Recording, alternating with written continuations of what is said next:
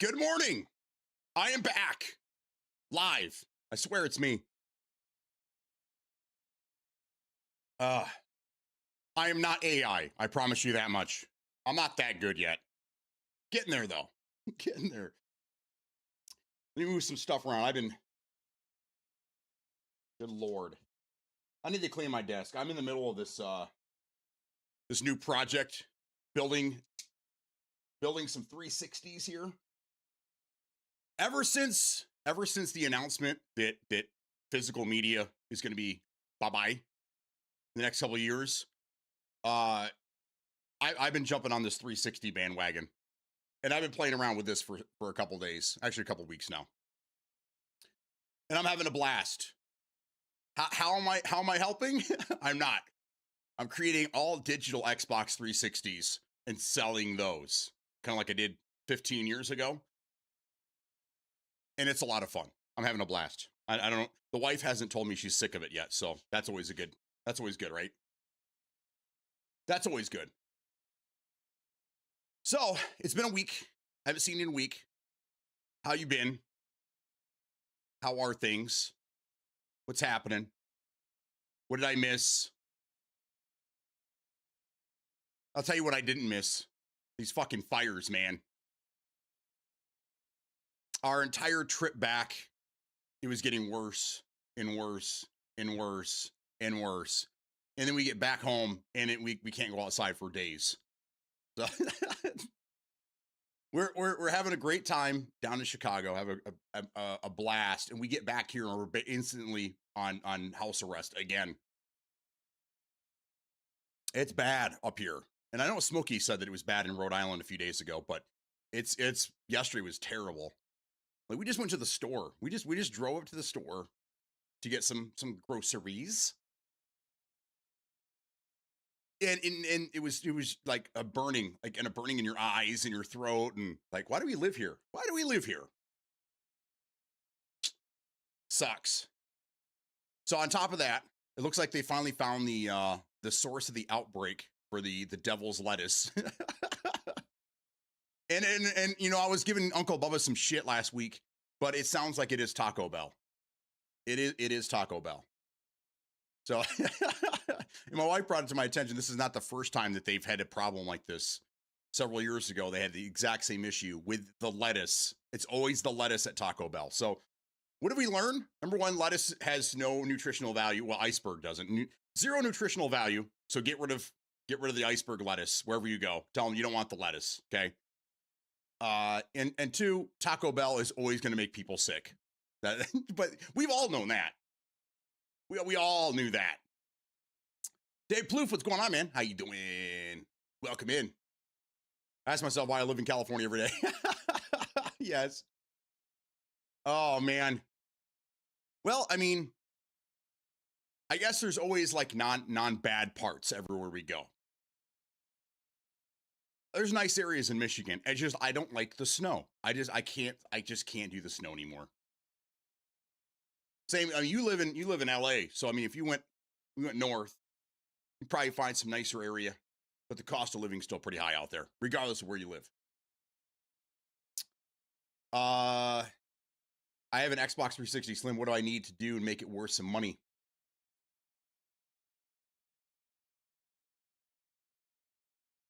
Just need one of these, baby. So what I've been doing, and I think I told you guys this, and it took a while. I think people don't really understand exactly what it is, but I got all these hard drives, 500 gig hard drives, and I've cloned them to be 360 drives. So the 360 always recognizes this as a legit drive. 500 gig was the biggest that you could do on legitimate 360s. You can go bigger, but you have to use programs and shit like that to do. So like I've got this one. I've got a couple of these still, and they are loaded with games, DLC, title updates, all that shit. I think there's like 92 games or something like that on here. Completely jam-packed. And then it has the jailbreak files on it. So you can take the hard drive, when I put this in an enclosure, you could take this and put it on any Xbox 360 and it'll jailbreak it, and then it'll run it like it's an RGH or a modified Xbox. So it's what they call a soft mod. The original Xbox had something similar as well.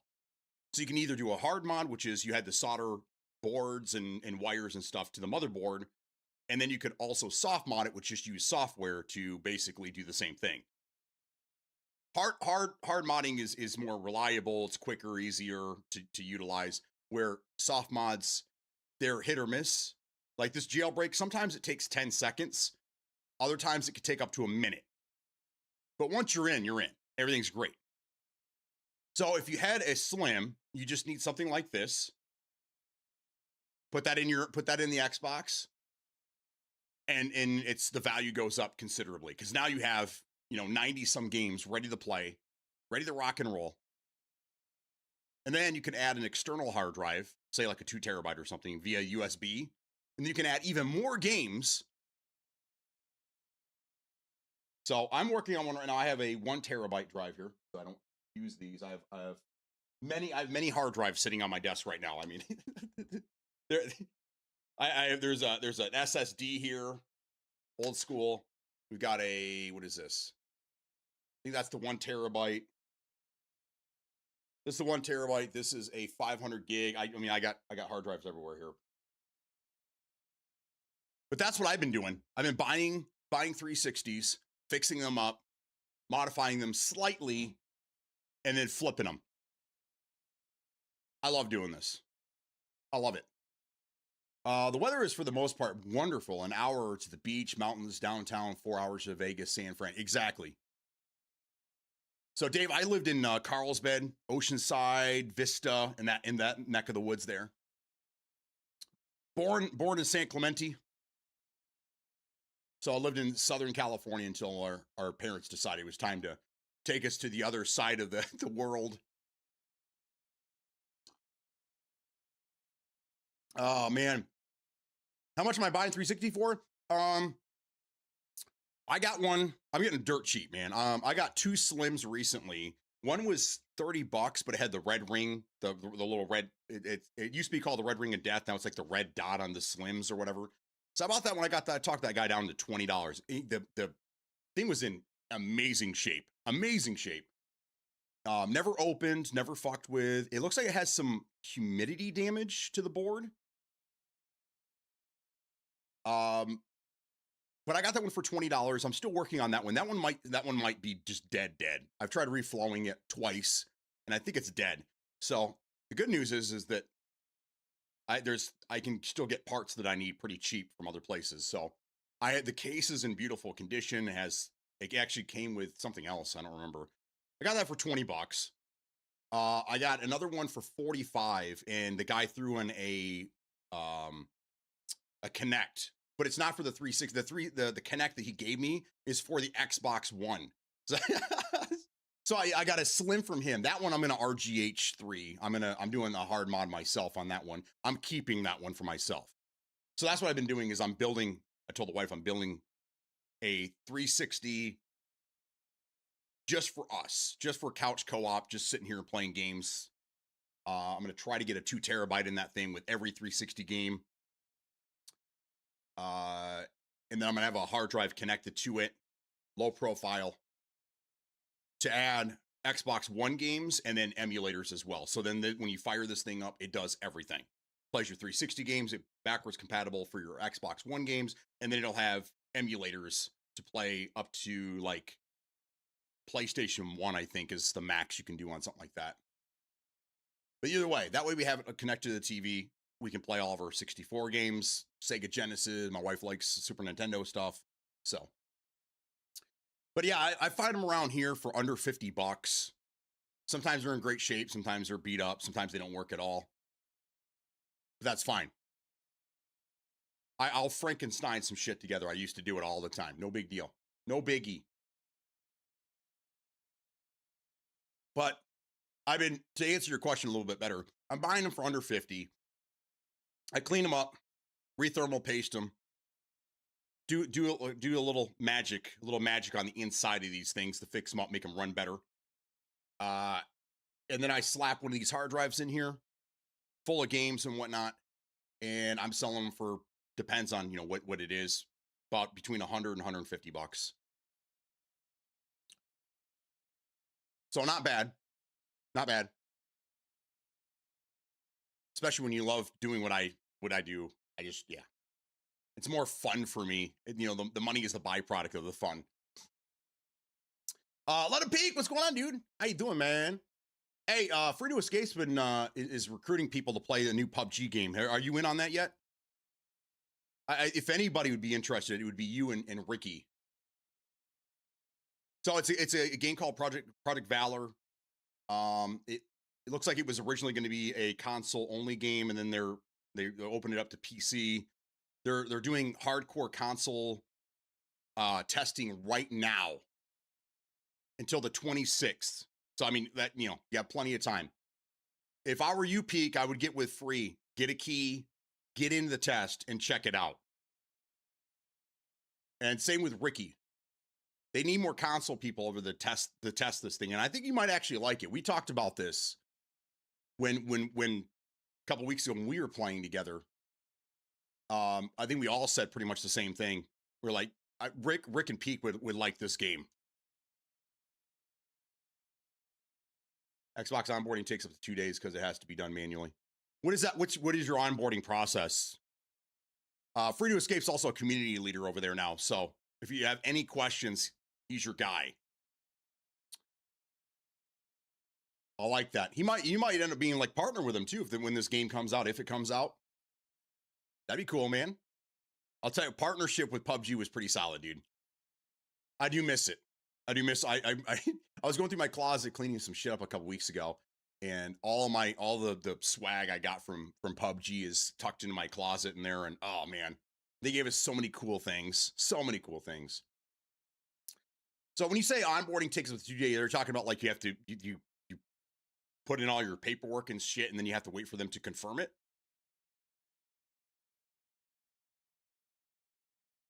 I mean, I don't know.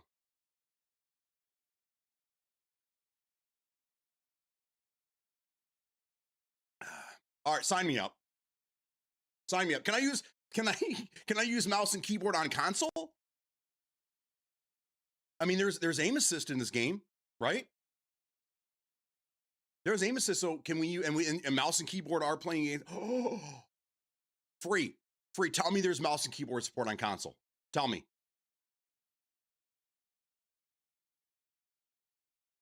I got you. So it's a process. Okay. Bro, but seriously, tell me there's mouse and keyboard support and I will play. Oh, so okay, these are the tough questions we have to ask. Okay. Frey, can you get us an answer for since you're the community leader, can you get us an answer? We may be able to play some games together. Peak says he's in.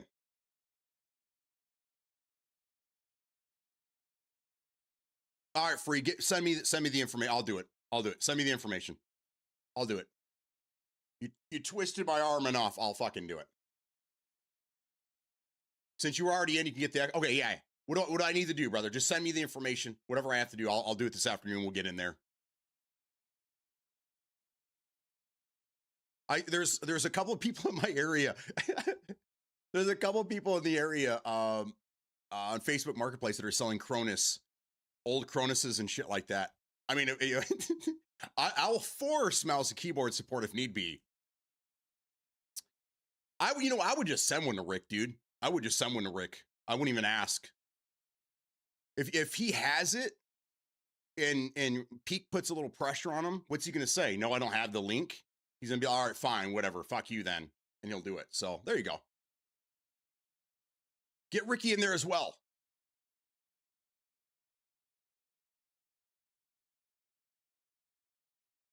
I've got the Slim with 360 Connect. If you're interested, reach out offline if you're interested. We only use it for just dance, but I can get just dance for the Switch. I got you. I mean, unless you're interested in using it, then maybe one of these finds its way into the mail or something. You know what I mean?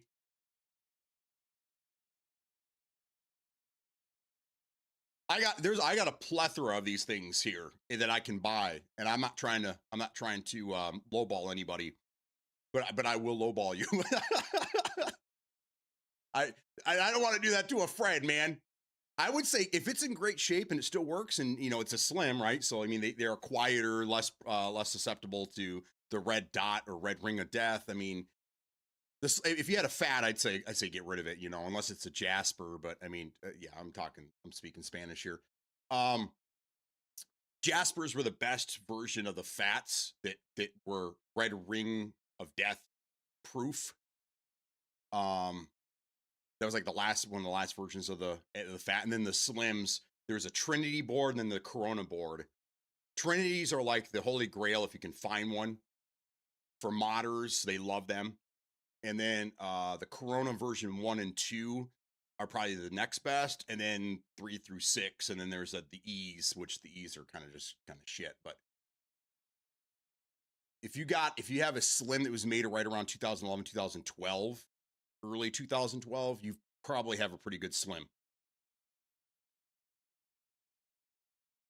But either way, if you're interested in just like keeping it and just playing it offline, which you can do it online too, but I mean, who's online on 360 anymore, this right here is probably what you're looking for.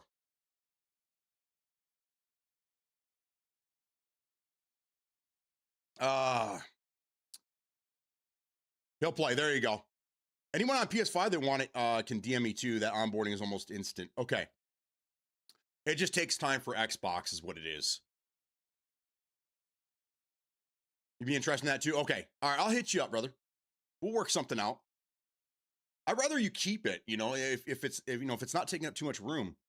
I think in 5-10 years you're going to regret not keeping it when they're retro now, so you're going to start seeing them being sold. I'm already starting to see them inflating a little bit. Just the standard, just an Xbox 360 that works with a controller. I mean, you go to GameStop or mom and pop shops, they're selling for $120, $140, somewhere in that neighborhood. No games, no nothing. I'm selling these modified with games, DLC, the whole nine. I'm doing all the work. All you have to do is plug this thing in and it just works. It's, I'm the magic man. The magic man. So yeah, that's what I've been doing since I've been back. While I was gone though, my God, the state's on fire. The shit lettuce epidemic or pandemic or whatever, he's up to like 7,000 people now. So don't eat Taco Bell and don't go outside if you live in Michigan. That's basically where we're at. Do not go outside. The smoke will choke you the fuck out.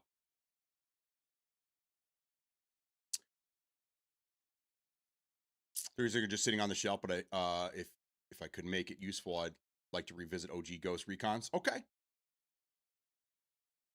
Maybe I can fine tune you something.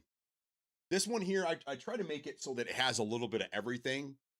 So it's got all the big hitters, and then it's got kind of a roundabout, it's got a fighting game on it. I think it's got 1 or 2 racing games on it. I try to make it so that there's something for everybody there. But I only got 1 Ghost Recon on here. It is Future Soldier. But I could move some games around a little bit and add some other things for you. So either way, man, we could fine tune this to what you like. Either way. But I'd keep it if I were you, man.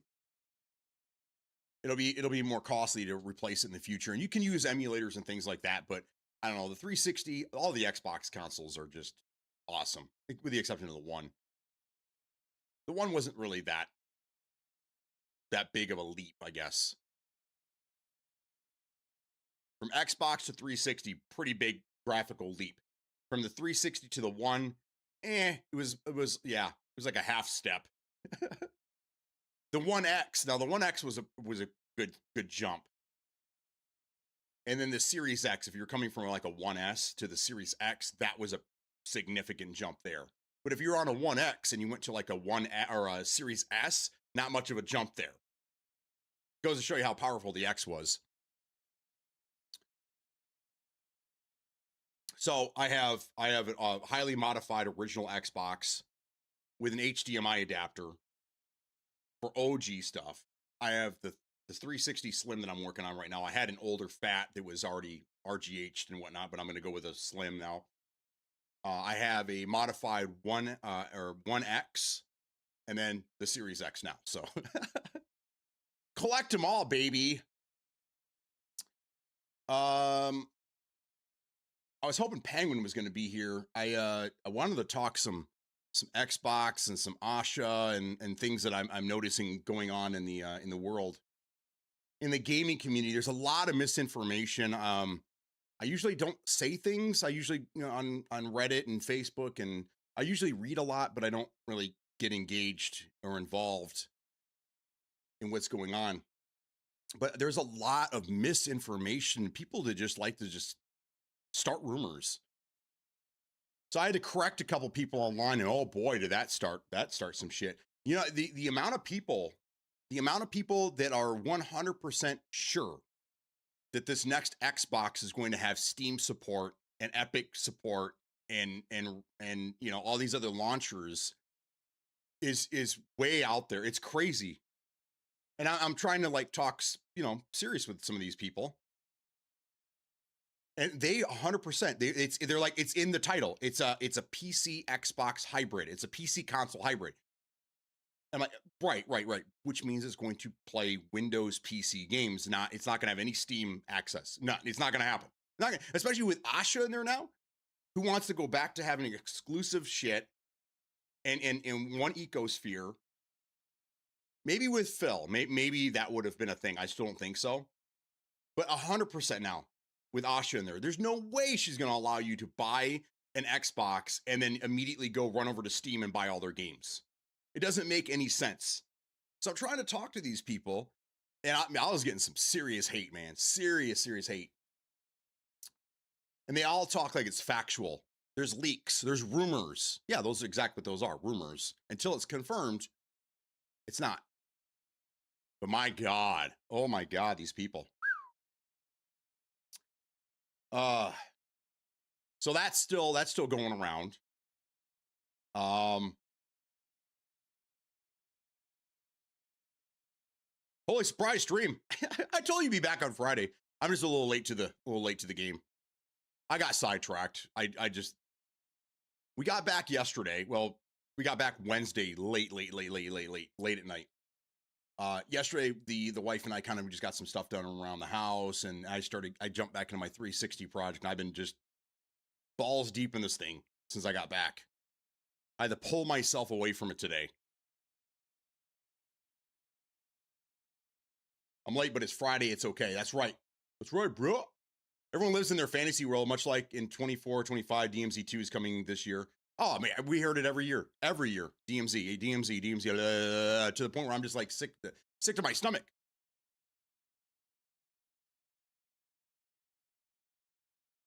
There's no reasoning on Reddit if that's where you're talking to peeps. You either agree with the mob or you just burned at the stake. Yeah. Well, it was where I was more engaged was on Facebook. There was somebody, the people, again, the amount of people out there that just start shit, just start nonsense. They just say random shit, probably for clicks, probably for attention, whatever. And I'm just trying to reason with these guys because they're going to be in for some heartache. What's going to happen is all these people that are under the impression that Steam is going to be available in the Xbox, they already have it ingrained in their head, right? It's factual. It's going to happen, right? So then when it does get announced later that Steam's not going to be on the Xbox, all these same people are going to be in an uproar. Oh, you're taking it away from us. You're not going to allow us to do it. Oh, this is a shitty company and blah, blah, blah. And it's like, they never said that was going to be a thing. These are all rumors that you decided to believe were truth. But that's what's going to happen. I mean, you already see it. These companies make a change and just, they just, everyone goes for the fucking jugular. You know how many posts I saw over the weekend and early on the week about how that PlayStation's now going digital. So all these people are going to go over to PC now to not give PlayStation any more money. It's like PC's all digital. Like That's like, the people that were mad at Bud Light when they had the transgender spokesperson or whatever. So they're buying up all the Bud Light and then like destroying it, shooting it in their backyard and stuff like that. Like, you're not hurting anybody, right? As a matter of fact, you gave them money before you. Yeah, it's one of those things, man. It's just crazy to me. People are wild and crazy. We had some fun in Project EXT. Did you? Yeah, I missed the whole fucking thing. I missed the whole thing. I kept getting email. Dude, their email bombardment was insane. I mean, it was like 15 minutes to go time. It's go time. Let's go. And then I get another email. It's like, we've been live for 2 hours. Get in there. It was just email after email after. I'm like, God damn, dude. So I'm glad you guys had a good time. Manic, what's going on, buddy? So I was really hoping Peng was going to be in here today because I had a couple things I wanted to address with him, but I'll do it with you guys. You can let him know what happened later. The email and Discord pings were nuts on that. Yeah, it was a little much. What would you guys compare it to game wise? I didn't play it. I started it and yeah, I got in there and did something. I don't know when I first got the code or whatever, but then I never had a chance to get in there and actually play it. What would you guys compare the game to? What would you say? The one thing I want to talk about though is id. And since Manic was playing Doom: The Dark Ages yesterday, and I'm hoping that I'm going to be able to jump in the DLC today at some point.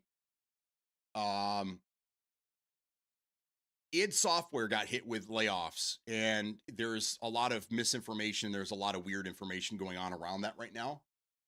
And I kind of want to touch base on that a little bit. And some of the things I've been seeing about some of these studios. It was a Helldivers reskin with a couple different mechanics. Great. I'm glad I didn't play it then.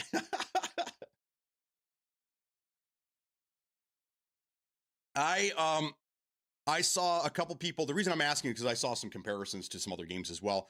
I'm seeing that it's more like people are saying it's like Helldivers meets Arc Raiders, which I don't like either one of those games. So like, I don't think I would have had a good time with it either way. I will try anything though. I will try or play anything. So, do I need to click the link and register myself, or what I sent you my gamer tag? Doom Dark is freaking awesome. Did the mech suit chapter this? Oh, good. I saw you went live for a little bit. It was like 20 minutes. I didn't get a chance to catch it. When I sat down here to get my stream going, I pulled it up to watch, and it was already done. And it's like, your stream streak broke. No. Yes, dude, Doom Dark Ages is fucking amazing. I loved it. Now, when we played it last year, the first day, I didn't really like it because we had just come off of Doom Eternal, and the mechanics were way different. I didn't like the shield at first, but once you learn how to use that shield, bro, oh, it's a completely different game. That shield is fucking OP. And now the DLC, you get a spear as well. I don't know if you can use both of them, or if it looks like you might lose your shield when you only have the spear. But either way, I don't know. Either way, I can't wait for this DLC. I'm so excited, dude. I think would have liked no Arc Raiders vibe I got from it. Okay. I was playing around with OBS settings while playing, just test run. Oh, okay. I got you. Didn't seem like Arc at all. It wasn't bad. Still pretty buggy. It was beta. So if they fix it, it might just last a couple of months. Yeah. And once I started blocking green shit with the shield invisible. Yes. You can block other shots too. I think you'll still take damage, but you'll take much less damage if your shield is up. The shield is crucial. Everything kind of focuses around the shield. I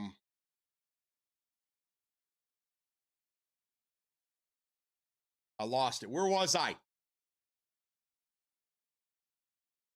Oh, okay. So anyhow, throwing the shield and repelling with the shield is great. Yes. When you can jump it. Yeah. id Software got hit with the layoffs as well. And there was a information. There was a post or something that came out of there out of that camp saying that they're down to the numbers they had when they created Doom 2016, and they're moving ahead and they're going to create the next game, so on and so forth. Now, I understand that Asha is trying to make cuts here and there, and I understand what she's doing, but I still think she's going about it wrong. We're getting rid of a lot of games that are almost completed that would have been great exclusives. We're getting rid of studios that were just, I mean, amazing. There's amazing studios that have always put out amazing product. The argument that we were having last week before we stopped this and took a little break was that a lot of these studios, there's a viewpoint where a lot of these studios are just sucking money off of the teat of Microsoft, and they're not producing anything. They're just there, just collecting a check. And I don't think that's the case. I think that, yeah, there's a lot of people. There's probably too many for some of these studios and stuff, but the studios put out really good, especially the ones that they just got rid of, Double Fine and Team Ninja and you know, whatever the other one was. They're putting out good product. The problem is that the argument is if they don't sell billions of copies, then they shouldn't be part of, then they're not doing their job, right? The problem with that is that there's going to be nothing new. Studios are going to be too scared to try new things or do no IPs or anything. I mean, they're going to be so worried that if their product doesn't sell, they're going to get the shit can. So then we're just going to end up with the same shit every year, just like Call of Duty. All games will just be the same thing over and over. There'll be no innovation. There'll be nothing new. It'll just be the same shit regurgitated. So I think going about this like the way that they're doing it is not right. It's definitely not right. And I hope that all of these developers land somewhere where they're going to be appreciated more, where they can continue making games that are going to sell regardless, you know, of the big numbers.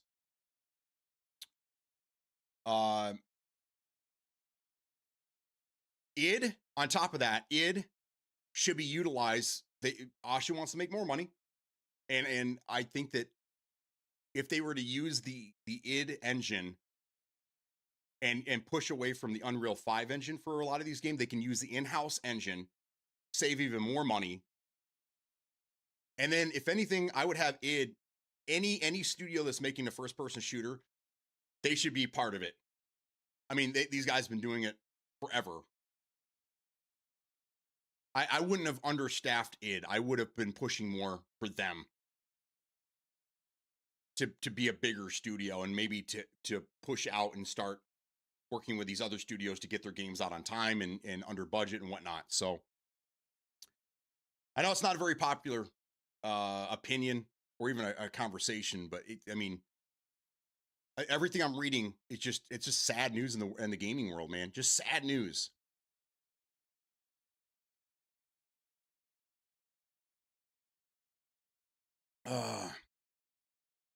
What do you guys think? What's your take? I really wish Penguin was here. We can have a little back and forth here, but what is your guys' take on what's happening right now?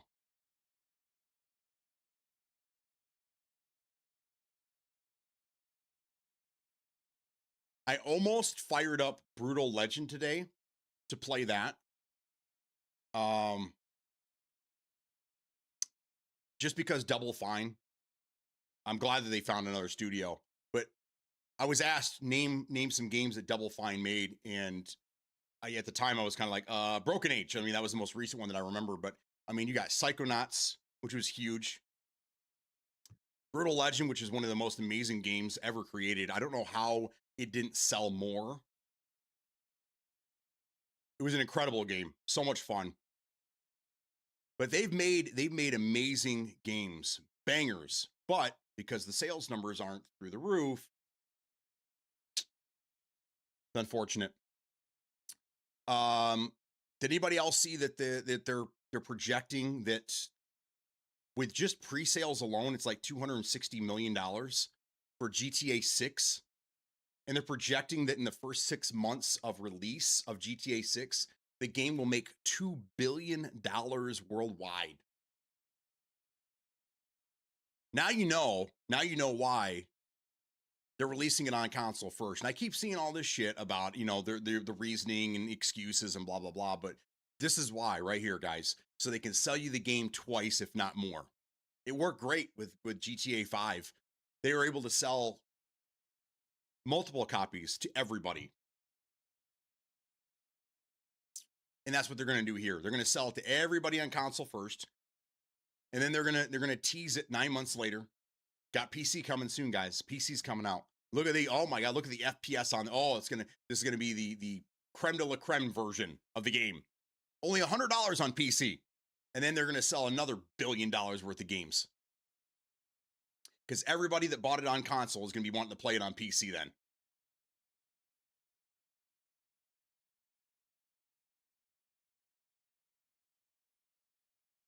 I think. What do you guys think? You guys are quiet today. Quiet for a Friday. My damn. What's going on?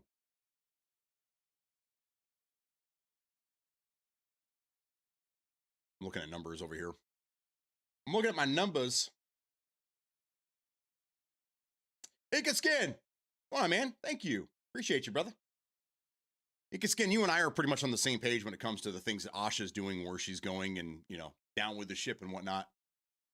I was just talking about, I don't know how long you've been here, but I was just talking about some of these studios and the games that they made, and Asha's getting rid of a lot of these studios, and they just pulled a bunch of people out of id. They just fired a bunch of people id, and it's trying to say that that they have the staff that they had from June 2016, and they're going to be okay, and everything's they're going to move forward and this and that. But I think they're going about this all wrong, man. These older studios that know what the fuck they're doing, we should be giving them more people to train to go to other studios. We should be using like the id engine. I've seen this a couple times already in the last few days. Using the id engine for games instead of Unreal Engine 5, using their in-house engine to make games. I don't know. I think that the way that they're going about things is just not really good. They're scaring these studios right now. If you didn't make the numbers, if your last game didn't sell so many copies, you're out of here. And my thought is that if they do that, then nobody's going to want it to be innovative. There's going to be no innovation in the games at all. It's just going to be the same thing over and over, regurged, because the developer's going to be too nervous that if their game doesn't sell 1 billion copies, that they're going to be shit canned, or that they're going to have to close their doors. So this is really bad for the industry, and I see a lot of people calling for it. Like Penguin, I thought he was crazy, but no, there's a lot of like-minded people like him that are like, these companies they're just there for a check. They're not producing games. They need to go, and this and that. But they're also a lot of the same people that are saying AI doesn't have any reason to be in gaming, and if they get rid of all these people, they're going to have to utilize AI to continue making the games. Otherwise, we're going to have to wait 2 or 3 years longer for the games to come out. I don't know. It's one of those things where like you can't have it both ways. Do you want less people with AI making the games? Or do you want no AI with more people making the games? I don't know. It was a bit of a pain, but I think I got it. There you go.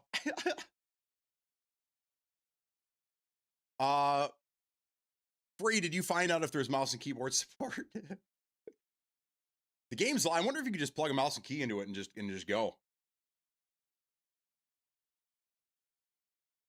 Anyhow, that was my rant.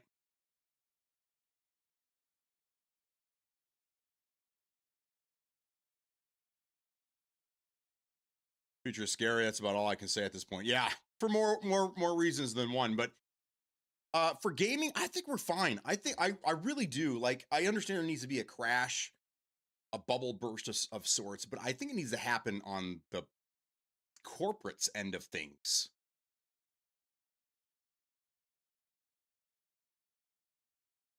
We need to go back to trying new things, innovation in video games. We just keep getting the same crap, and it's just getting worse and worse and worse.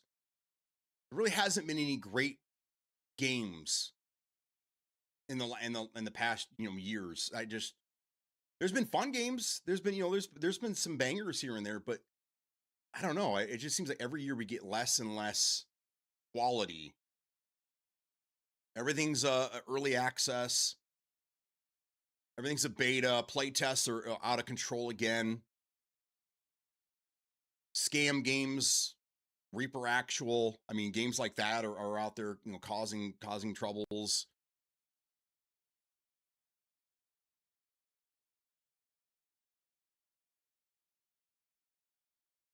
Do it. There's a ton of people doing mouse key on console PUBG anyways.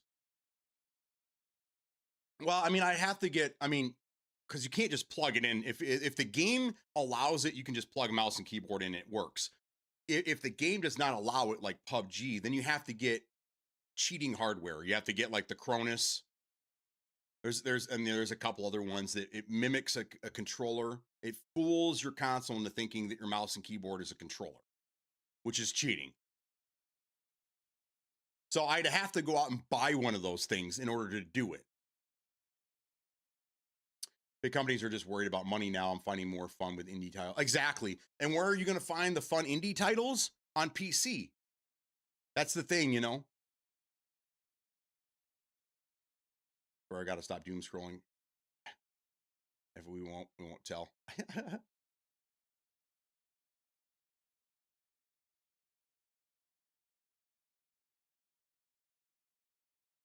So the console world, again, I see a lot of people saying they're going to leave PlayStation and they're going to go right to PC, which is great. I mean, that's that's fine and all, but it's all digital over here. So like if you're leaving them because they're not going to sell physical copies anymore and you're coming over here to like prove a point, I don't really get the point. But if you're saying, okay, well, if everything's going digital, then I'm going to go to the big dog, then I understand what you're saying. But it's all digital over here, guys. There's no game disc anymore. It is what it is. But hey, come on over. I mean, the water's fine. PC is where it's at. PC is where it's at. Did anybody get a any of my console brethren? Anybody getting a Steam machine, a Gabe station? I've been kind of watching a bunch of videos and teardowns and stuff like that. That little thing is amazing. I love that little thing. Again, if I had the connections, I'd buy one, and I would turn that into a little emulation machine. It'd be fucking great, man. I'm on Xbox, and I can't tell you the last time I purchased a disc. Yeah, same, man. I mean, I got a bunch of discs in there, but I mean, in my closet, but they never go in the machine. I've seen more rumors. That was the other thing I want to talk about. I should have had my bullet points. I think I left them upstairs. That you guys, they've been talking about this for years, and then we're finally starting to get some more information. It sounds like it might be finalized, but there's a lot of rumors coming out. This Microsoft's been working on this physical copy to digital key program. And I got some more, I don't know if it's just, if it's rumors or what, but I've heard some, I guess we'll just say I've heard some rumors, and it kind of makes sense. And I think it would work out.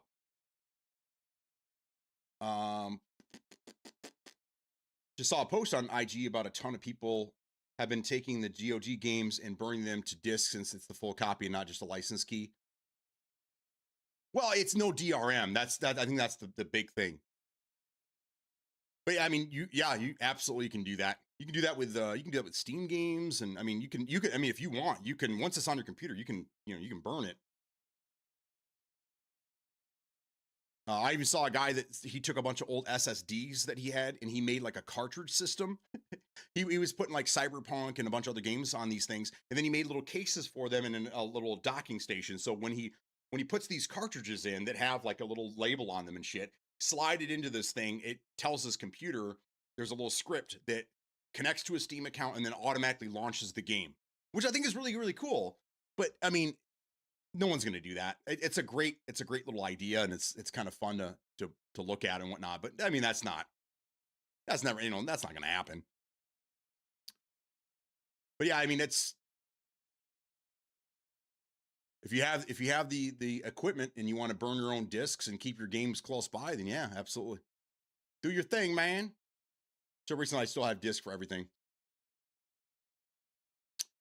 Okay, so anyhow, this is what I'm reading. This is how the program's going to work. Is any game that you have on disc, when you put it in your console, there is a unique identifier on the disc.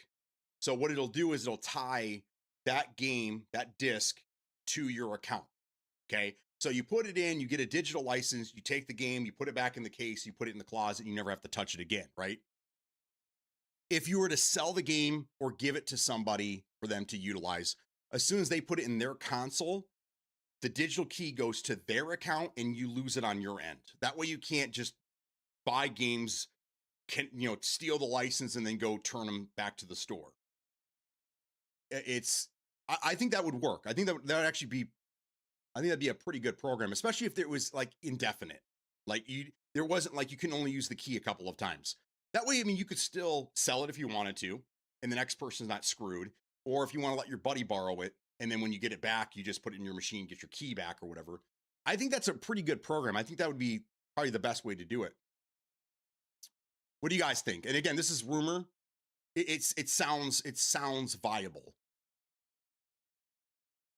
So it's one of those rumors that I'm a little more prone to believe, just because it does sound right. So what do you guys think on that?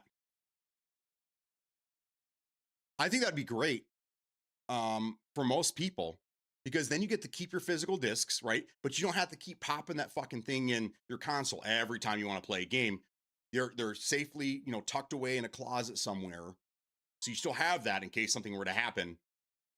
But everything on your console is digital. I think that's a very, very nice middle of the road there. Compromise. Words aren't working today. I need more coffee. I think it'd be a good compromise. So the play test on the weekends, nope, 24/7 until the 26th. That would still require online only play then. Well, I mean, that is one thing, is that if you put it on your console and then you're not online, right? And you have that digital license, but I think it doesn't matter because it's tied to your account, which is going to be in the cloud, right?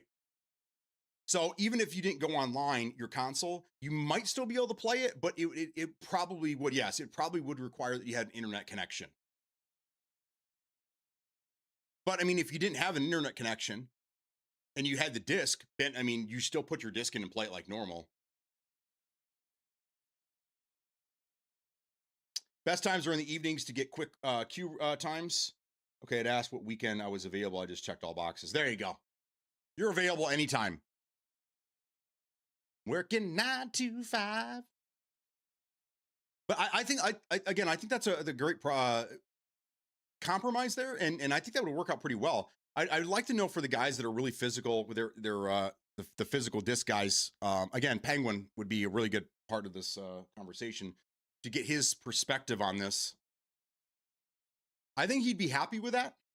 I know he likes to put his disc in, but I think that would be, he'd be happy with that there, because he's one that likes to trade games and let his family and whatnot borrow games and stuff, and that would keep the key within his circle until he got it back.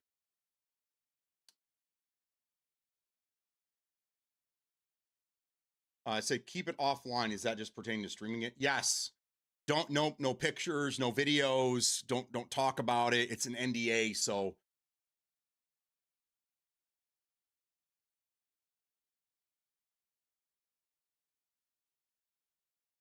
The hiccup they had the first week, major instability with Xbox. They got everyone in early and extended it through. I think the companies wouldn't go for it. You could download the games you want, take your console offline, then return to sell your physical game, then game for free. Well, it's Xbox. It's their thing. So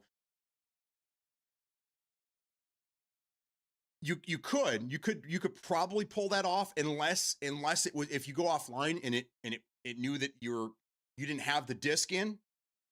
That could be the way, is that it says in order to play this disc, you need to, or if it's offline, it requires the disc to be put in the machine. Again, I mean, that's how you prevent the theft, is that the key is tied to. So you wouldn't be able to install it on your Xbox, take the disc and take it back to the store, because you'd have to have an online connection for it to connect to your account to verify that you have the key. Unless the disc is already in the drive, then it bypasses all that. You see what I'm saying? Ricky! It says Casual Friday. Here, let me see if I can stand up a little bit. Ugh. Casual Friday. So, but that's That's the way that's what makes sense to me, is because if you didn't have an online connection, then there is no theft. You wouldn't be able to steal it. I wish you'd come back to controller for just a couple hours one day, dude. Me? Are you talking to me? Rick James, the resub, let's go. Thanks, brother. I mean, you could spare me and Rick one session for old time's sake. Bro, I watched you guys play the last time. You guys don't want me in there. My thumbs don't work like that anymore, bro. I don't play. There's no way I'd be able to keep up with you guys on controller. Not at all. You guys, I mean, literally would be carrying me through and then getting frustrated with me. 100%, guys. It's better I watch from afar. It's better that I'm in the stands now, watching you guys do your thing. You do not want me out there in the battlefield with you guys. 100%. I like it would go nice with my Universal Horror Nights trip. Oh, there you go. I got a bunch of these. I got one of I wore last time. It's Jason playing Friday the 13th on an old school NES. My family, they know me so well. They get me all kinds of cool shirts. I went and cleaned out my my closet a few weeks ago, and I had so many of these graphic tees that I had never even worn before. So I washed them, hung them up, and I'm starting to go through them.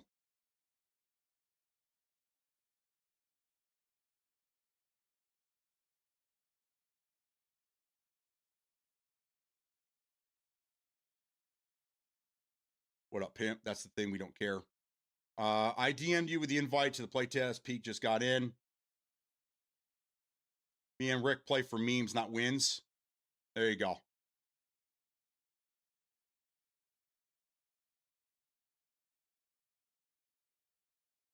So either way, that's it. Really, that's all I really wanted to talk about, was just the things I've been hearing in the gaming world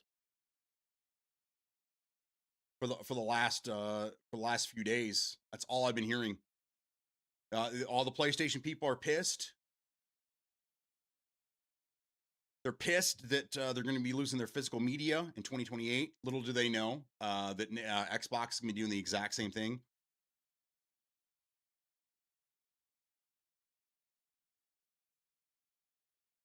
All consoles, again, I've been saying this for years, all consoles are going to be digital next generation. And then that'll probably be the last generation of consoles. There will be no need for consoles after that.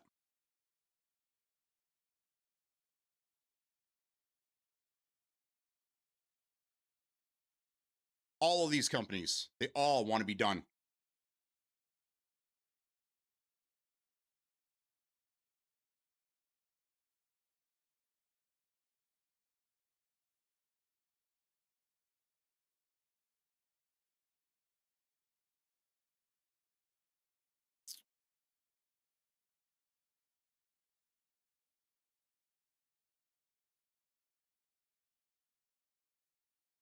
All right, it's 12:30. I'm gonna go grab some more coffee. When I come back, we'll talk some more gaming. Be right back.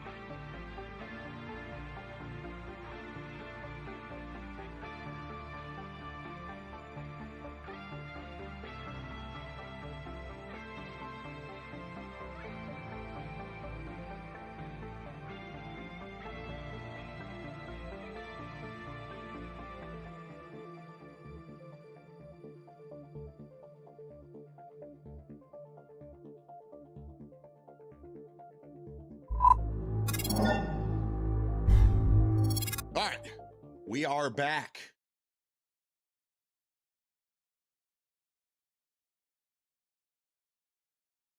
Ricky James, apparently the quicker you can sign up, the quicker you can get things in free. Said it might take a day or two.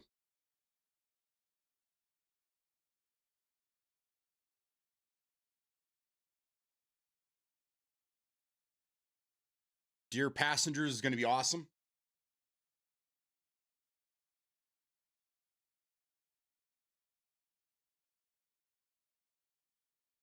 I'll as soon as I get done with stream, I'll go ahead and do that. I'll sign up too. I want to know. I need to know. Is there mouse and keyboard support? I need to know these things, man.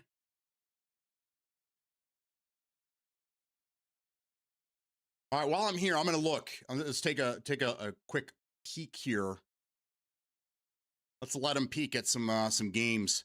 Did Xbox come out with anything? Is Game Pass? Has Game Pass given us anything in the last week? I haven't really been on games at all. I screwed around with some Amazon stuff last night, but Ultimate Game Sales happening. Yes. We got some games. What do we get? Fix Force, Mavericks, like mountain bike simulator. Dench Attack? Denshatic? That looks like a lot of fun here. I might have to just install that one. Let's do that. It's like jet grind radio with a train. Small, it's small too.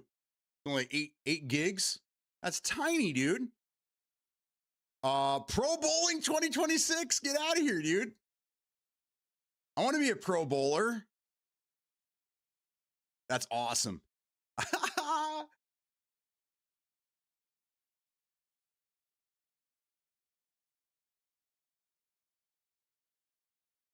They have add-ons too. They have ball packs. Yeah, this one's really cool though. Some of these, they have some really cool balls, man. It's a bowling game. That's crazy. Ascend to Zero. It's like an RPG game. Wuthering Waves. Okay. I mean, they're just giving us. I mean, Buckshot Roulette's cool. I bought that a couple years back.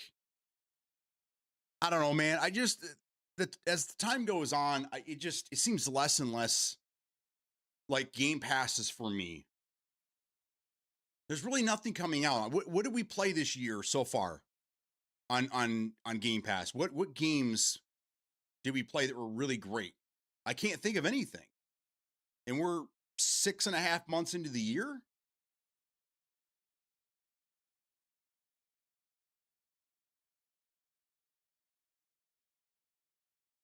Give me a few. I'll plug up. Okay, good. Thank you. Pretty cool, honestly. I had some smooth. Oh, so you played it then? I canceled mine when they took NHL 24 away. I've been 23. I'm not a hockey fan, but I started a career and was having a lot of fun with it, and they just took it off. And since I only play PUBG, it just doesn't make sense to keep giving them my money for nothing. That's true. Yeah, absolutely, man. Absolutely.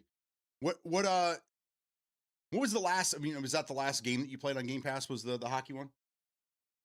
I mean, we got in the last couple of years, we got Indiana Jones. That was probably the biggest game for me.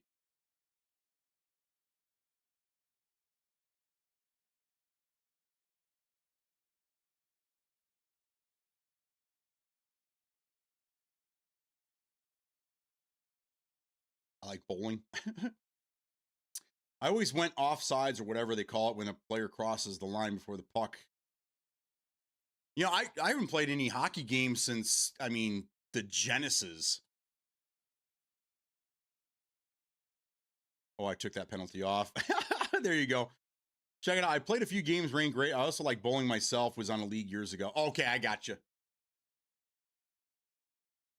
I mean, the wife and we go bowling from time to time, just kind of screw around.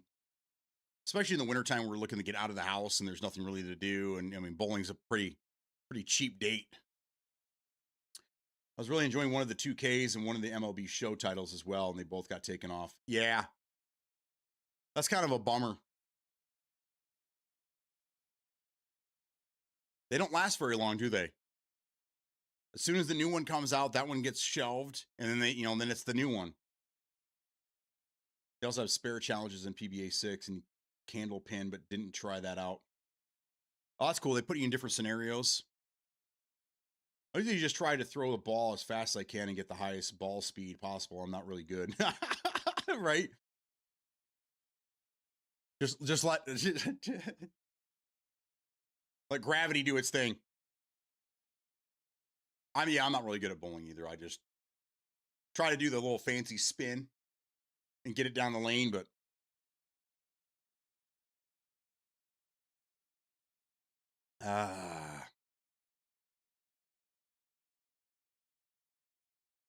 so I still have Luna Abyss on I haven't played games. I haven't really played games in a while, so that's kind of my problem. But I have Doom the Dark Ages on here because I'm ready to play this DLC.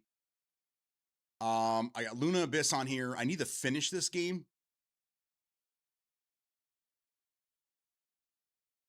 I enjoyed it when I first started playing it. I haven't played it since June 19th.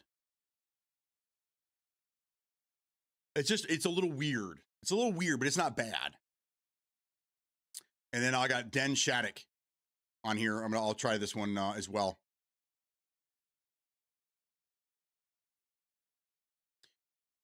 That's all I got on Xbox. That's all I have.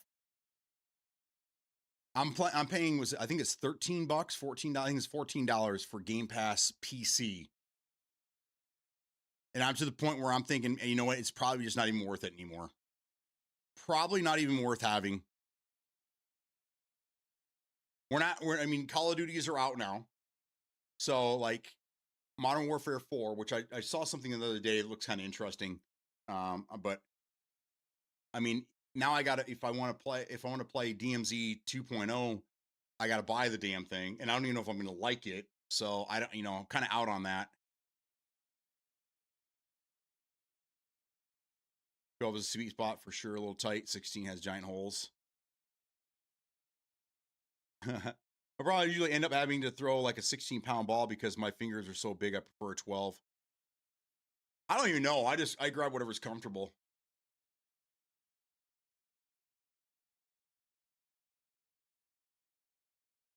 You gotta flip your wrist. That's why they wear those wrist guards. Because when you have all that weight, if you do it, there's a good chance you're gonna fucking screw your fucking wrist up. But that's how they do it.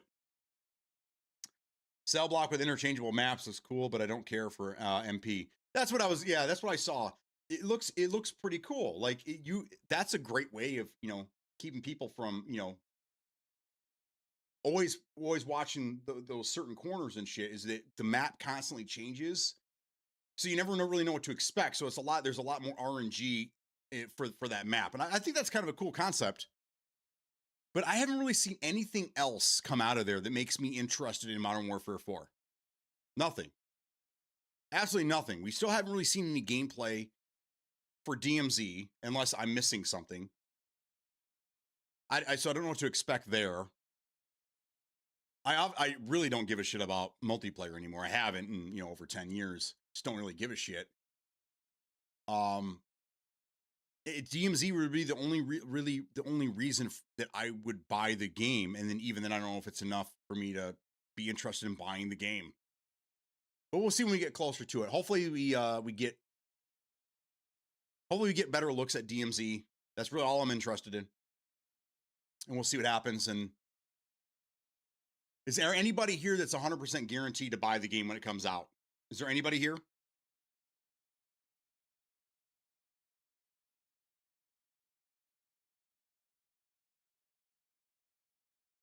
My girl's brother is good at it. He doesn't even use the finger holes. He just palms it. Yeah, there you go.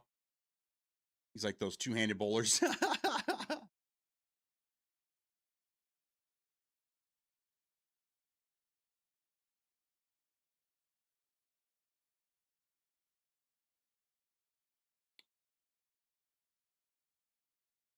There you go. Are you gonna buy just the base model, or are you gonna go for the $100 package? I did that for the first DMZ. I bought Modern Warfare 2 just to have all the extras, because I thought, this is something I'm going to stick with, and I did. We got it. I got my money's worth out of it. I played it for almost a year. Well, for the full year. I played it for the full year. The Modern Warfare 3 came out, and they gave us that Zombies, Modern Warfare Zombies, MWZ or whatever, which was kind of fun for a week. Then it got really old really, really fast. And that was the end of it for me.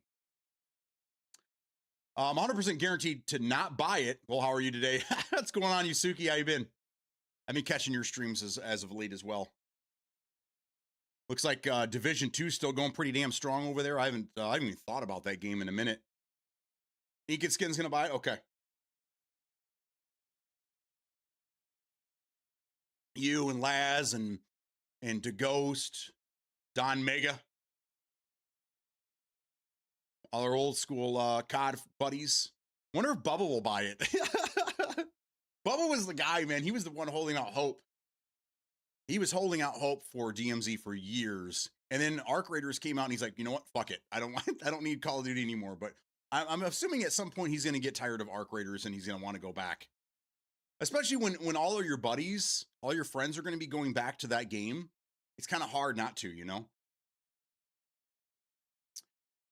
I mean, and I say this now, but again, you know, it's one of those, you know, FOMO situations. I'll probably end up buying it to at least get some games in with the homies. There's not a lot of great games that in my genre that have cross-play with console people. Like, can you imagine if the consoles were strong enough to play Gray Zone, to run Gray Zone Warfare and had, you know, cross-play? Oh, God. That'd be amazing. But the consoles aren't strong enough to run Gray Zone, so it's a bummer.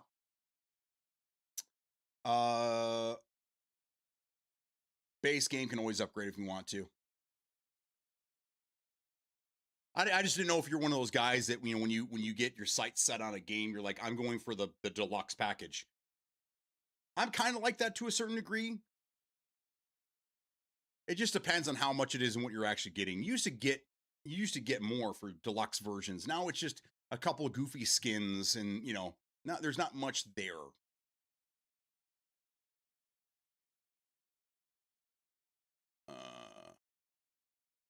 Yeah, it's cranked up too. I'm loving as usual. And yourself? I'm doing great, man. I've really been playing anything, but I've been playing a lot of Gray Zone lately. I had to scramble when I was in Chicago to try to watch a stream. I had my PC set up at home, and I started watching Dammit Bennett when we left early in the morning because, you know, he's an early streamer. Well, he fucking ended his stream a half hour before I got the damn shirt. So then when we were in the hotel about to pass out Monday night, it was Monday night, I had to pull up a stream of some rando for a half hour just to get that shirt. And then I found some random guy who had 2 viewers, and I gave him my sub to get the shirt. I was trying to give it to Bennett because he's really the only other person I know that streams Gray Zone. Just Bennett and I. So I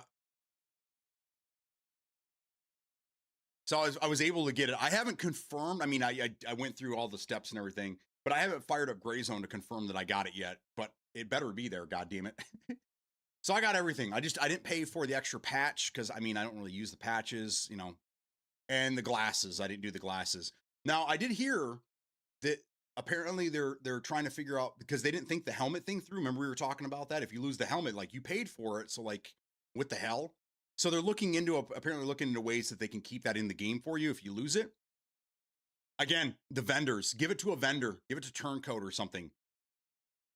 Have Turncoat, if you paid for it or you got the drop, have it available in the store for the people that got it. Kind of like what they do with the magazines. When you go find the magazines for that gun, when you turn it in, then you've unlocked access to buy it. It should be the same way for the helmets and the glasses or anything that you could possibly lose when you're out there.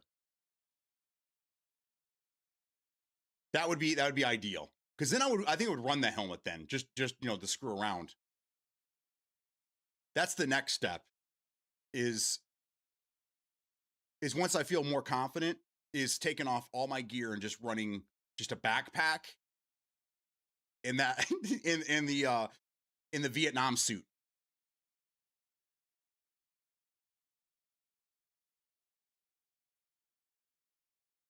Just a sling. Just that and a sling to hold my mags, and I'm done. But I want to know that if I die, I could still get my shit back. Otherwise, until then, it's just going to sit in the trunk somewhere.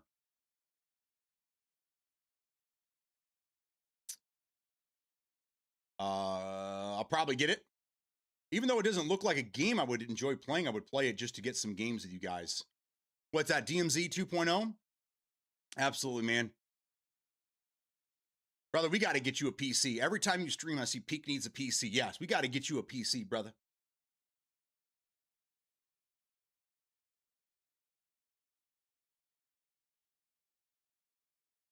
I've been watching your Gray Zone streams. I want to get it, but not sure just yet. Okay. I mean, I think it just went off sale again, but whenever there's a sale, I try to put it in Discord for you guys. 35% off. I mean, the base game is, I think, $40 now. Base game is I think it's 40, just under 35, $40, something like that. It's so worth it. I mean, I would go for supporter edition if you're into those types of games. I mean, the space alone, the additional space that you get is much needed. Until you figure out exactly what you need and, you know, what to bring back with you and what to leave out there and what not to pick up and things like that, you're going to need all the space you can get. But again, it's a good way to kind of dip your toes and see if it's something you're interested in. And then upgrading is very easy. There's like 4 different packages, 4 different levels. Free, you didn't get the shirt? Bro.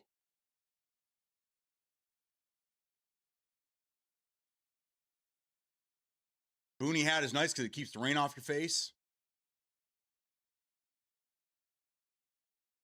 Just converted 2 more console people. I saw that. Good job, Smokes. Out there doing the Lord's work. Good job, man. So are they all getting pre-builts then? I'm no zero hate. Just so you know, I'm not. It actually makes more sense to get pre-builts now than anything else. So, and then if they're not comfortable with a PC, then they always have Smokey to help them out. So that's nice.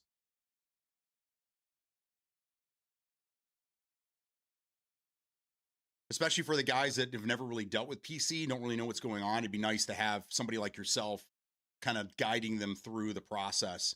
But I mean, once you get things set up for them, Smoke, just, you know, help them with the NVIDIA app and get everything. So everything's for the most part just automated, you know, get them their, you know, their motherboard, you know, utility things and set everything up for auto. They really shouldn't have any problems unless they want to get in there and tinker with things. But I mean, once you set that NVIDIA app to automatically optimize each game that gets installed automatically, there's really nothing for them to do. It's great, man. Which is I get what the appeal is in the niche of the Steam machines. Is that it's just you don't do anything. It's like a console. It's as easy as a console. You just plug it in and you play. You don't have to do anything. Everything's automated for you. That's I was going to title my streams either donate, subscribe, or get the fuck out, but I don't think many would get the reference. Why don't you just change it to ass, grass, or cash? I think everybody would get that reference. Yes, pre-built. I told them any help or the issues, I'm here for them. Absolutely. There you go. I don't know, because I don't know your buddies or whatever, but I mean, we see it here a lot. That's kind of like one of the biggest. That's one of the biggest arguments to not upgrading from a console to a PC is that there's just too much. You know, there's too many things you got to worry about. You know, there are blue screens of death, and you know you have to update everything and BIOS, and you know there's all these. It's you know it's a daunting thing coming up to PC, but I've been living the PC life for over 30 years, and I'm telling you right now, it's not that bad. It's way better than it's ever been. It's so easy nowadays. Everything's automated for you. slap Windows 11 on it, NVIDIA app. There's a couple other little programs you're going to want to have as well. And everything's just automated. Everything just works. It's great.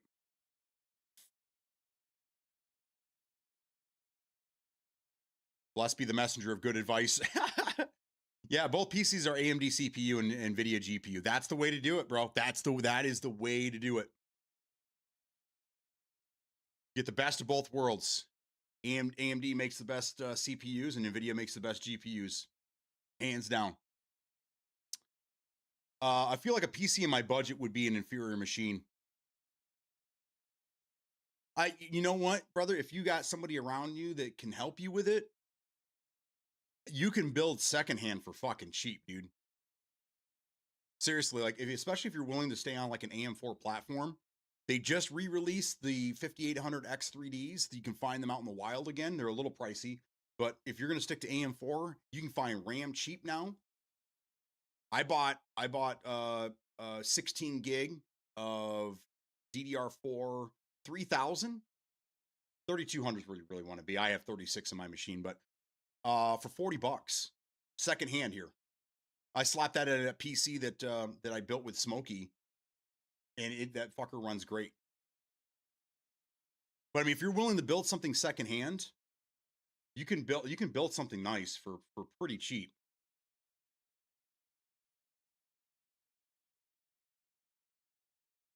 I mean, what would your budget be? Like $1,000? $1,000 if you build something secondhand, you can build yourself a nice machine. $1,000 for like a pre-built, you're probably not going to get much. Speaking Latin? Yes, I am.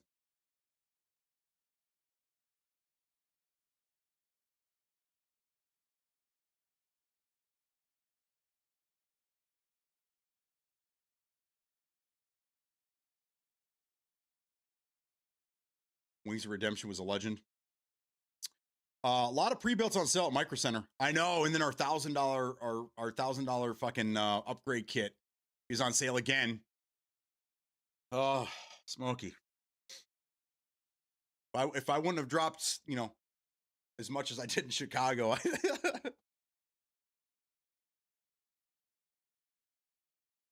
But every time I see that, I'm like, oh man, I gotta do it. I gotta do it, man. But if I do, then I have to get a new case and I have to figure out this desk a little bit better. But man, I'm looking at I'm running the 5070, right? Which is awesome. But it looks like our CPUs are a little bit of a bottleneck for it. So I'm looking at like, what if I jumped up to like the 9890 or whatever it is now, 9850 or X3D, like the big dog, and we do that, what would the jump in frames be for me? Would it be worth it? I mean, if I jumped into that with the same video card and I got 25, 30 frames more, I would say that's worth it. But if I'm only going to get like 10, 15, I'm not really that concerned. That's why we have frame generation. That's why we have DLSS. I mean, we have tools to fine tune these games the way we want to. I need a month. Bought too many Hello Kitty pastries. Bro, the general consensus there, and we sat across from, they had this small little seating area there, or you can go outside, and it was hot as fuck that day. We waited in line for like a half hour just to get into the damn thing. And we were early in the morning. This was Tuesday, our first big day there, our first full day. That was the first thing we did. We just walked over to Hello Kitty because our daughter wanted to go there so bad. We wait in line. We get in there. They had just opened. They didn't know what they were doing, I guess, because they've only been open for a couple of weeks. The TVs had a Dolph Lundgren action movie going on. And then there was YouTube in the corner playing some other things. And as we were rounding that corner there to finally get our food, they realized that the TVs were playing the wrong thing. So they were scrambling with remotes. They're trying to get all this thing. And then the Hello Kitty show goes on. And then the other ones above were the menu. It was just so silly. But the food was not very good. No. The coffees were subpar. The drinks were subpar. The food was not very good at all. Our daughter got these little waffle bows on a stick. It was like a shish kebab, kind of like a kebab, but they were little bow ties of waffle. She did not like those. We got that whatever that little pastry was there, a bundt cake, I think. It was not very good. But I mean, you know, we could say we went to the Hello Kitty location. It was expensive too, man. It was yeah. I brought home the menu. I'm gonna take a picture. I'll put it on the I'll put it on Discord for you guys. It wasn't very good. But it's, you know, it's all about memories and the experience. The 9850X3D, it's down to $7.99 with the email I got from Micro Center today. Oh my God. See, I might have to do that.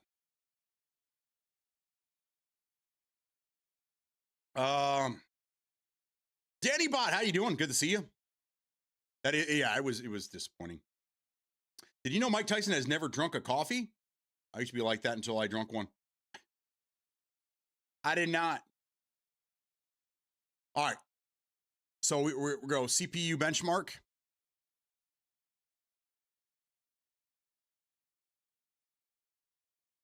I mean, it's that's tough, man.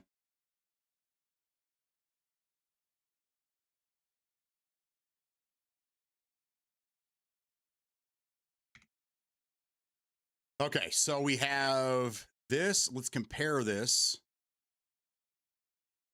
to a 5800X3D.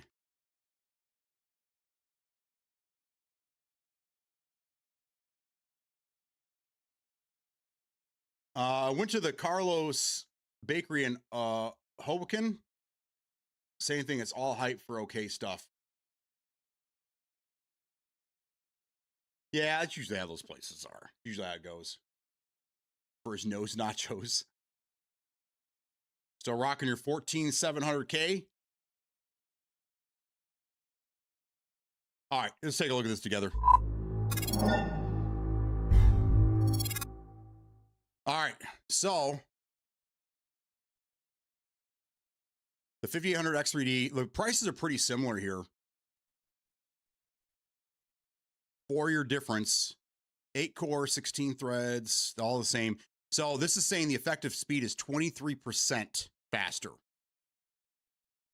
And this is considered the 7th. As far as speed rank, it's top 7. I thought this was the fastest one out there. Or is there a 99?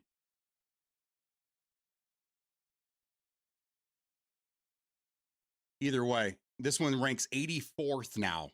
That's nuts, man. What the fuck? How are 84 better than this? I don't know. I don't believe either one of those. Average score, 37%. Latency is a little better. Wow, look at that. Single core speed is like incredible. That's a pretty big jump.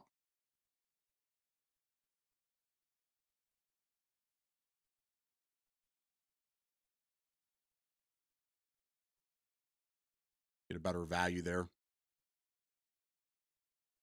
I'd like to see some in-game though. I would like to see something where these two are put up together with the same video card in a game.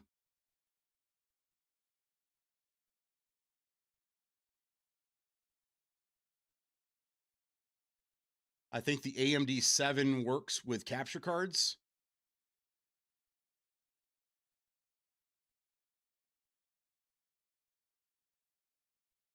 What does that mean? I mean, capture cards will work on pretty much anything. When I first started streaming, I was running a cheap Chinese capture card that I could find because it was during COVID. So good luck trying to find, you know, webcams and things like that back then. I got an overpriced Chinese card, and I was running that in a DDR3 computer. It had an FX 8350 in it, which was pretty badass at the time, but you know, in 2013. So I mean, capture cards will work in pretty much anything. 9950X3D2 is technically the fastest. Is it even out though? That's the you'll process it kind of thing. But it's not worth the $900 price. It's the drive-by. Hey, happy Friday. Sorry I missed the stream. Got to go by. Bye, Reckless. Good to see you again. Yeah, right there. 9950 X3D. There you go. Boom. Boom, baby.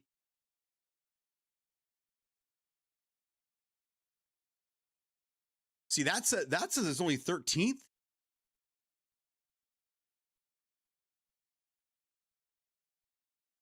30th? Get out of here, dude. Don't believe that for a second. Wow. According to this, here, let's see. What are the top? I want to know what's the top. What is the number one?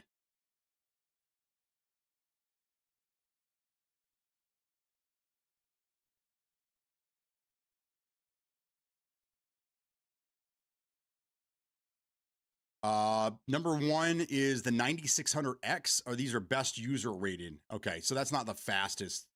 There you go. Fastest effective speed is the i9 14900KS.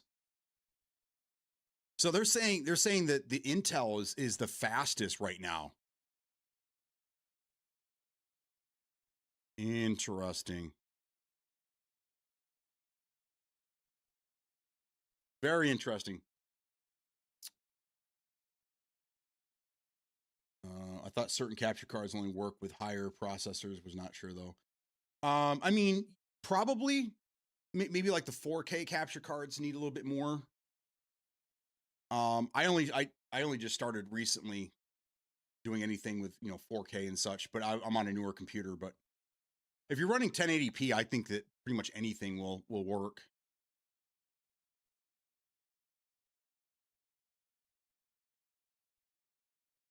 Bet there's some Threadrippers that's real good. Oh, Threadrippers are amazing, but they're not for what we do. Those are for workstations and AI and shit like that. That's video, hard video editing, shit like that. It's not for us.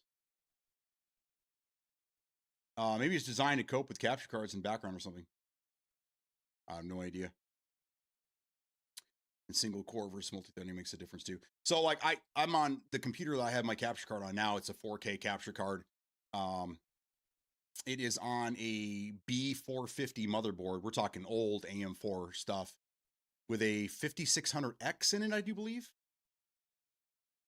A 5600X, I think, is what's on there.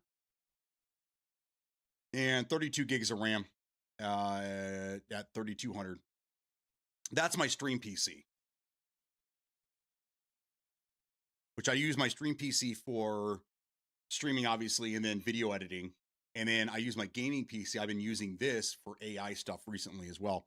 Just because the 5070, the Blackwells are, for home users, the Blackwells are like the card to use if you're getting into AI.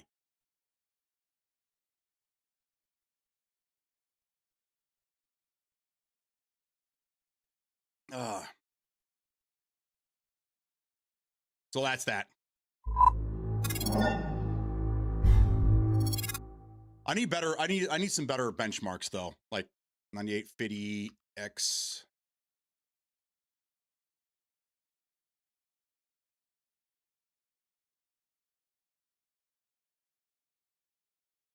Let's see. Yeah, maybe we go like 1440p. But I would love to see, like, again, I want to see a game under stress. These numbers don't really help me.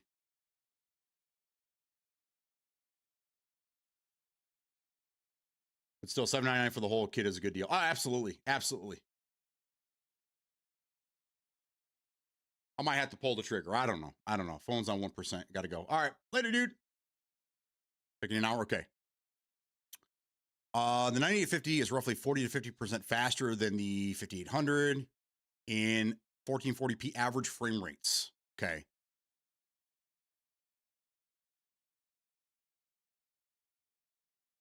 While the 5800 X3D remains a highly capable chip, the AM5 based 9850 X3D significantly reduces frame time spikes, 1% lows, and holds a massive advantage in CPU heavy titles.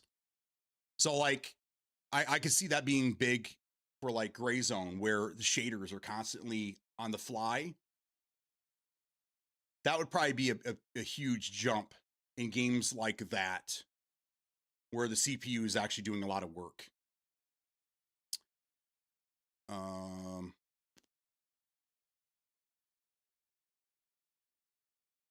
Independent benchmarks show the 9850X outperforming the 58 by about 40 to 43% when CPU limited. So again, it has to be you're only going to notice it in a game where it's CPU heavy. So if it's not going to make any difference.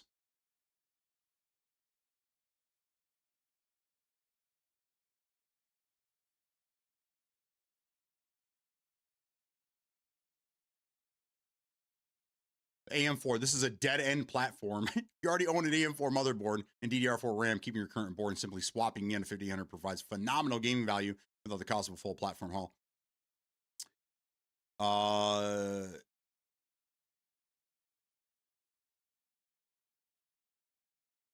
I don't know. There we go. Here's a test in 10 games.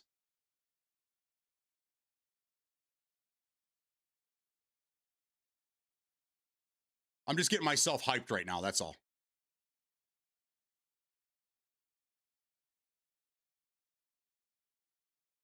All right, let's see.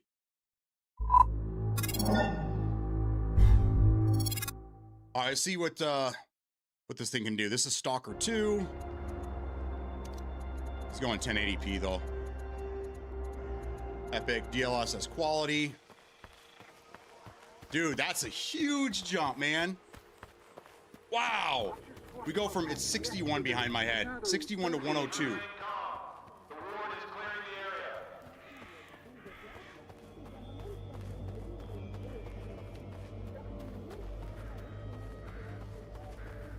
That's on a 5090 though. I wonder what the difference would be.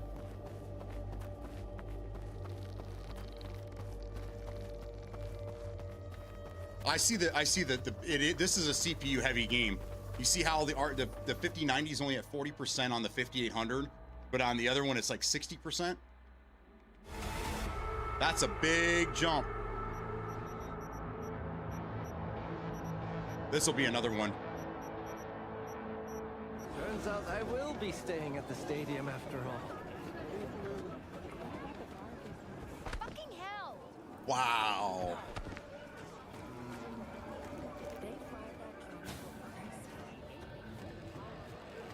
This is how you get yourself pumped up. This is crazy.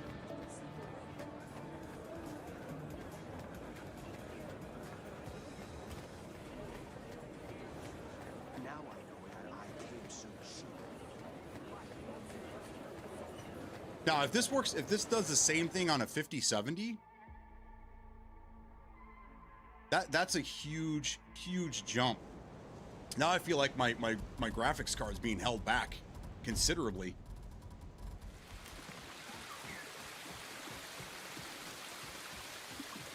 That's bonkers, man. Free to play. So they did turn. They turn mouse and keyboard support off. Oh, that's a bummer. My lord. Yeah, dropped in one or two matches.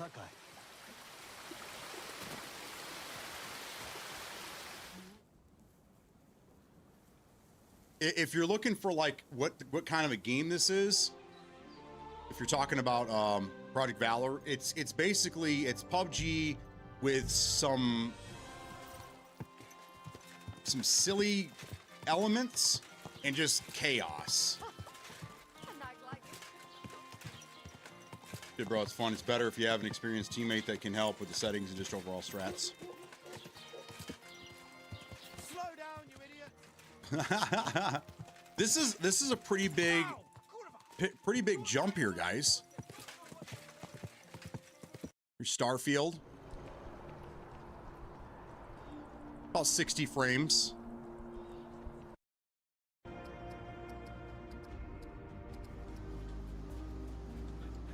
This is Remnant. We go from 106. You can see the numbers right here. 103 to 166. That's crazy, dude.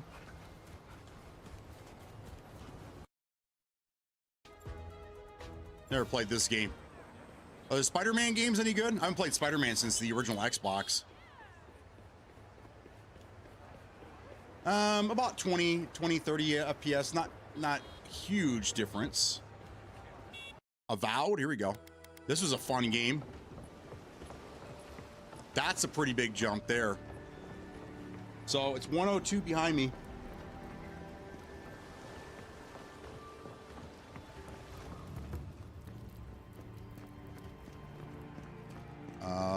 Let's go to Flight Simulator.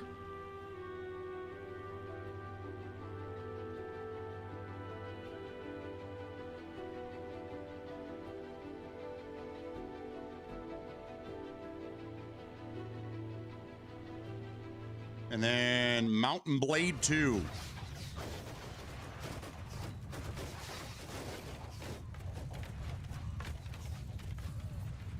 This game's already getting fucking massive frames, so.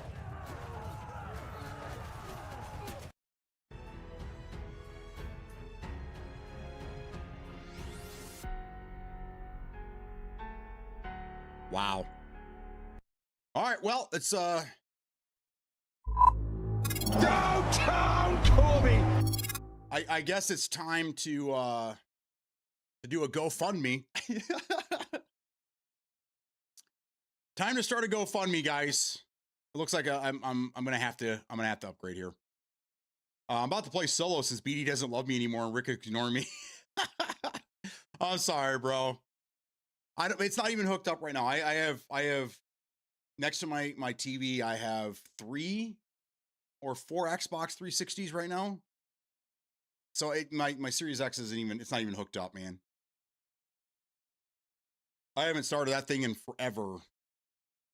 They're calling it Rogue Royale. There's elements that move with you from match to match until you choose or are forced to wipe your character. It's kind of like there's a rogue to it. It's like it's a rogue. There until you burn your character or whatever it is, that some things stay with you. It's meant to. I guess I don't really know what it's meant to do. It's just they're just trying something new, is what it is. So even if you win, if you take damage, your character slowly deteriorates to the point where you have to burn him and start over again, and you lose everything that goes with that character. But you also gain a currency that you can use to buy skins and things like that. So there's a rogue element to it. But there's also like some RPG shit in there as well. Like you have to find these cartridges that give you certain powers, and then there's other things that will like give you like a negative, like the constant coughing shit. I think there's some fun to be had there. There's some great concepts, but it needs a lot of work. It needs a lot of balancing. There are some things in there that are just a little too OP.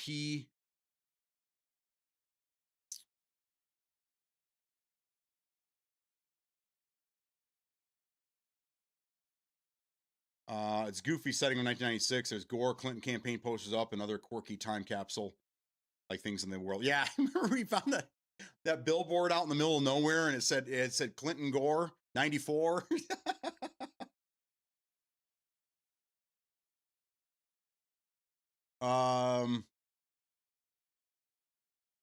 So 9850 X3D is the move. I think so, bro. I mean, for what I'm seeing, I'm gonna do a little more research because that was on a 5090. So I mean, you're already looking at higher frames regardless.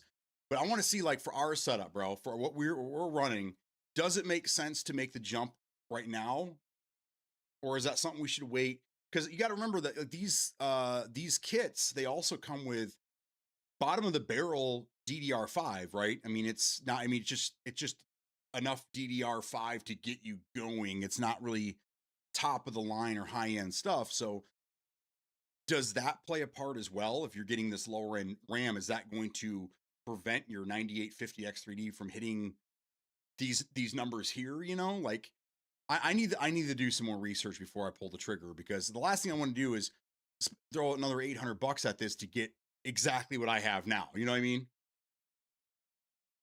Sure, I'm set for the future, and then when prices eventually, hopefully, come down, I can get a cheaper, higher end DDR5 kit. But does it make sense to do it now? That's my question.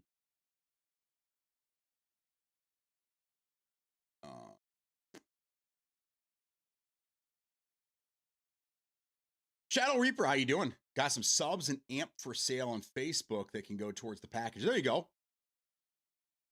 Yeah, I got a bunch of stuff for sale too. I'm with you. As a matter of fact, I got an Xbox going out today at some point. I gotta wait for this kid to contact me.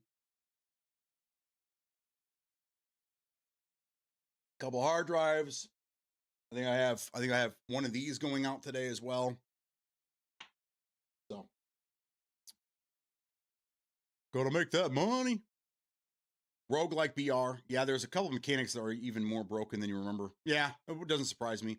The game was just not really, it wasn't ready for PC yet. And I see why they got rid of it. It makes sense. PC needs a lot of work. I think the consoles are probably dialed in where they need to be. If anything, what I was seeing free was, basically, it looks like the console settings on the PC is what it looked like to me.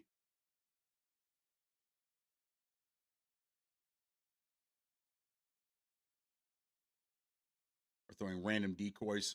Right.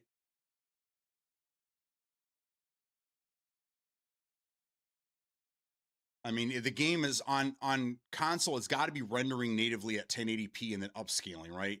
Where on PC, we were setting our screens to 1440p, and we didn't have any access to DLSS or frame generation.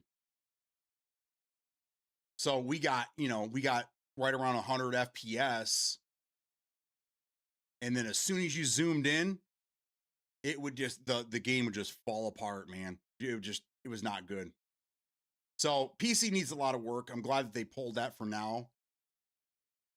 So hopefully when they bring it back later this summer or whenever, then it's more viable option to play that. I think that when we were playing, I'm pretty sure I feel like the consoles were at a way more advantage, much higher advantage than the PC people. That needs balancing for sure. But that's why we're testing. It's nowhere near release. No, absolutely. That's just I've been play testing for ever, 20 years plus now. So I know the process. I mean, I've been part of Exoborn for 2 years now, and there's still no release date on that. I've been play testing Exoborn for 2 years, and they've been making big strides. And every time the game comes out for another playtest, it feels great. It really does. I mean, it could be ready for release at any time, but they're being smart about it, and they want to make sure the game is balanced properly. Because that's nowadays, if you release a game like Battlefield 6, we'll use that for an example. You release a game, multiplayer game that's not ready, that's not balanced properly, you don't have much time to fix it. And that's why Battlefield 6 has been doing horribly since launch. I mean, it did great for the first month or two, right? And then you had Call of Duty that released one of the worst games in history. So that was great, but then by Christmas time, when when the developer decided to go on leave on holiday break and not fix the game, that's a studio right there. Battlefield Studios, that's a studio they need to start axing people.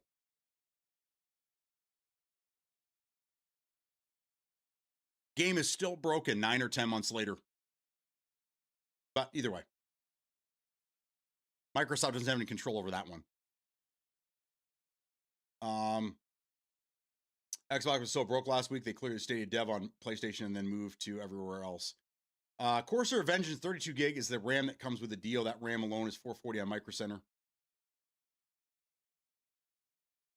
Is it? Okay, this is a different one then, because when I saw it had a weird name and it was very generic looking. When we were playing, it was only PC and PlayStation. Xbox came in last. Right. What did I say something? Exoborn is on my wish list. I think it's going to be a great game. I mean, they got to figure out some balancing. They got to figure out. There's a couple things that again, for me to be in a game where there's PvP and it's third person, it's very hard for me to get behind something like that. But I think they have a pretty good concept going on over there. So it'd be interesting to see how it eventually comes out. But I've also been involved in a lot of playtests where it starts out great, and then as it gets towards release, it gets worse and worse and worse and worse, and then it ends up being something completely different. Arc Raiders is one of those games where the original concept is nothing close to what the end game was. It was a completely different game. Well, they ruined Battlesix for me in season 3. Is it just bad now? I still have it on my machine. I don't think I've started it in months though. At one point, I was going to try to play the RedSec solo, but I guess they pulled that again. It came out and then they pulled it. So I don't know. So I can't. I don't know. Battlefield's just not fun to me anymore.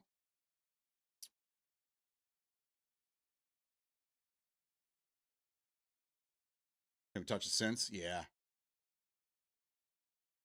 We had some fun with RedSec. You just, it gets to the point where the fun wears off, and you start getting serious, and then you just can't take it serious because the game is so fucking broken. That you it's one of those things where, like, early PUBG days where you're fighting the game more than you're fighting other players, which is not a fun thing to have.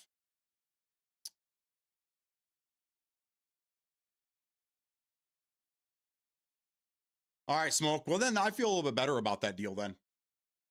I think what I'm going to do is I'll do a little more research later today and see how big of a difference it's going to make.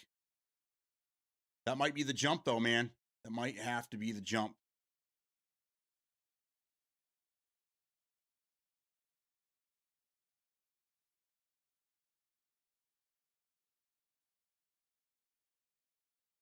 Something updated. Let's see. I want to make sure it's working. Okay, cool.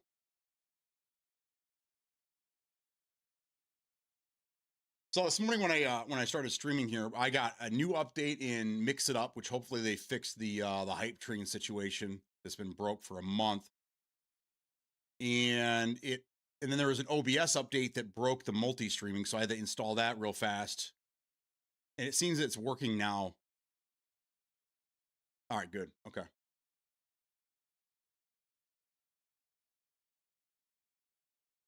A lot of these streaming programs, man, when they do updates, they break other things. I hate it. I hate it. I hate it.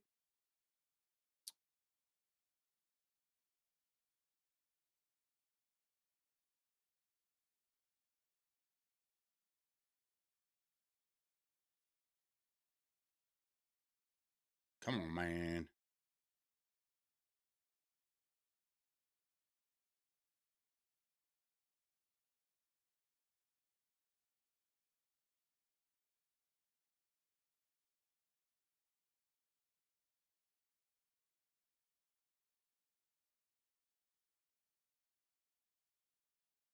So, like, I'm kind of looking. There's no videos. I'm really surprised. There's no videos that compare those two processors with a 5070, which I think is crazy. Crazy, man. I'm gonna start looking at it a little bit more today, though. I started a new game last night called Funnel Runners. You and a friend are being chased by tornadoes, and you have to search the neighborhood for supplies and parts to fix your RV and escape. That's pretty cool, man. See, I mean, this is the games over on PC are so much better right now. There's so many. Look at how many great single indie developer games have come out on PC in just the last 6 months.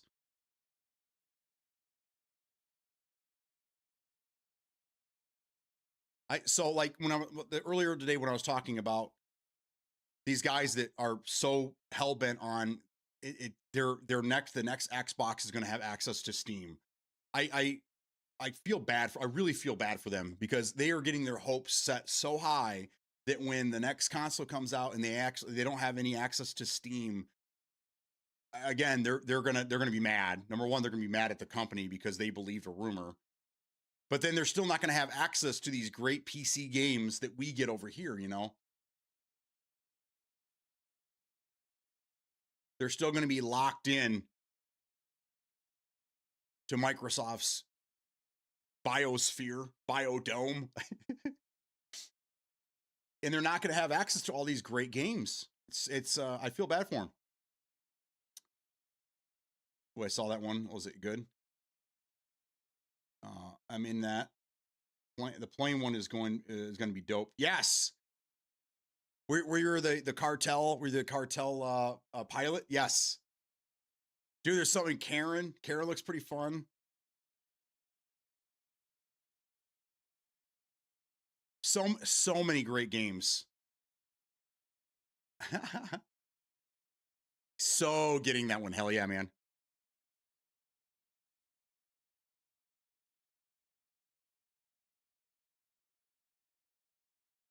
Something just updated. Oh, Xbox just updated. What did you update for me, Xbox? Nothing. Figured there'd be a new game in here. Absolutely not.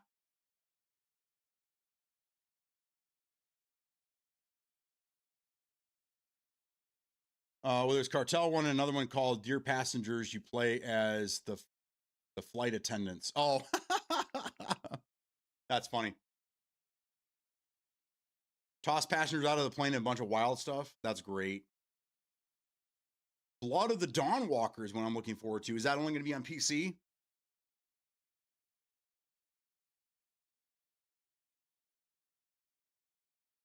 Oh, there was a Forza Horizon 6 update. The Italian Exotics update brings 3 new Horizon cars, the Tank, Cappuccino Cup collectible, and more. Japan awaits.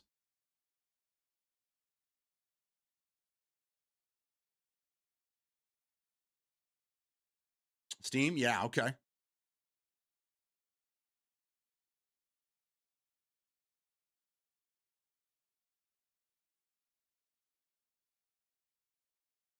It looks like the Steam machine is, I thought it was sold out, but it looks like it's available still.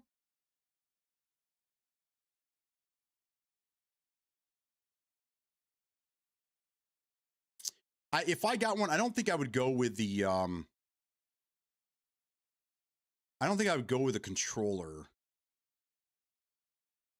How much is a 2 terabyte SSD right now? You think I wonder if would it be cheaper to go with the $300 option here?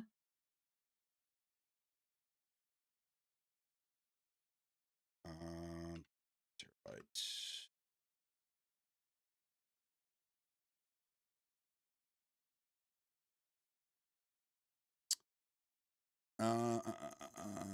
Slow speeds, Jesus.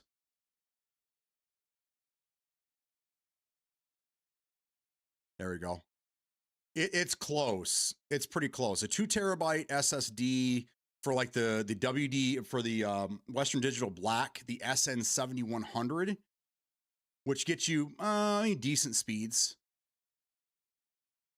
is $290. So I would probably just buy the base model. I'd buy this SSD here, and then I got a spare 512 sitting around somewhere.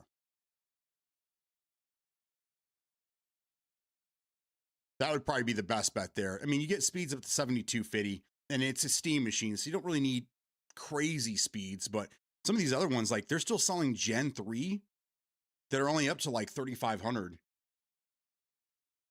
Again, I mean, that's still pretty fast, especially for what I would use it for. But I think that's probably the move that I'd make. Just buy the standard. Buy the entry level for $1,000, and then add that. Man, I so want one of these things, man.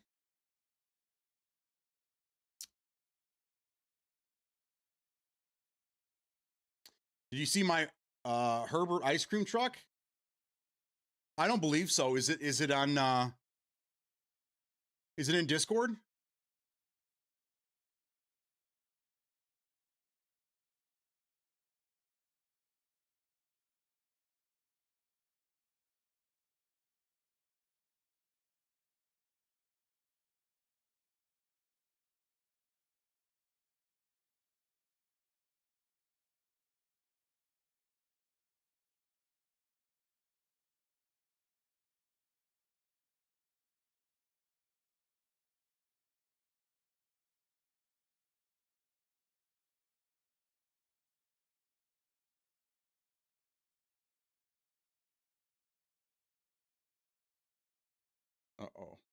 What happened here?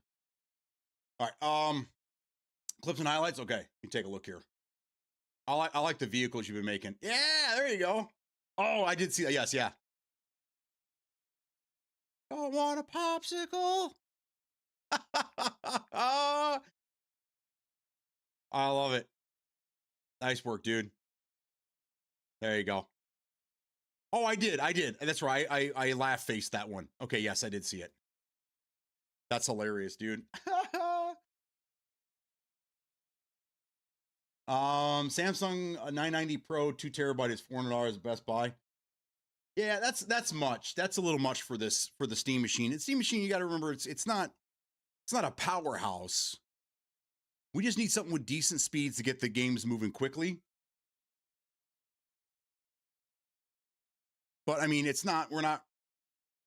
I would actually buy that if I needed it, which I don't. I think I actually run the 990 Pro in my PC, and I got it for like $130 years ago. But for like a gaming PC, absolutely.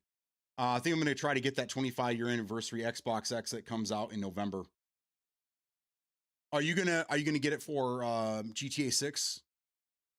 What if the console comes out after GTA 6 is released? Then what do you do? Borrow someone's Xbox until you can get that one? Is there going to be? I haven't really been paying attention to it, but is there going to be anything different about it besides just the cool case? Which, I mean, the case alone is pretty badass. I another thing I've been wanting to do for a long time is get into 3D printing. I would have loved to 3D print a new case for my Xbox. Because during the 360 years, you could buy clear cases and shit like that. We did lighting mods and stuff like that. I would love to do that to the Series X. Have a see-through Xbox and then have green lighting up and down both sides. So when you turned it on, it was just a green glow. I mean, that'd be pretty badass.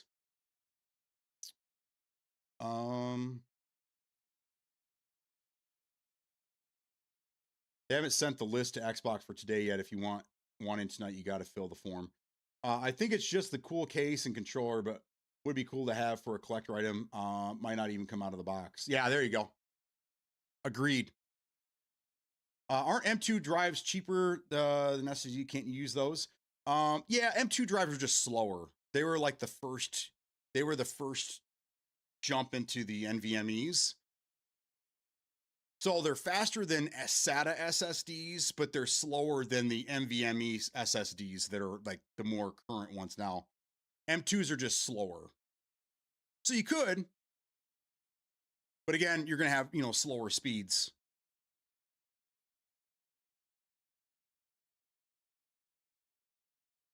But yeah, I can join the wait list, but I'm not gonna fuck with it because I don't want to buy it right now. There's so many other things I'd rather buy. But eventually, I would love to get one of these.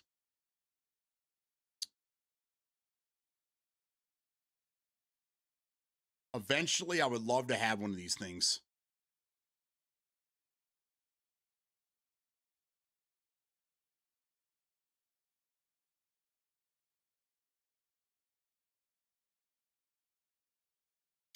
Ultimate Shadow Wolf, how you doing? I don't have any water by me, unfortunately. I don't even have coffee by me anymore. But I probably should. Probably should get some more water on. I gotta stop looking at this stuff. I'm just gonna end up buying it, and I can't be doing that right now, so. All right, I'm gonna take a quick break. I will be right back, guys.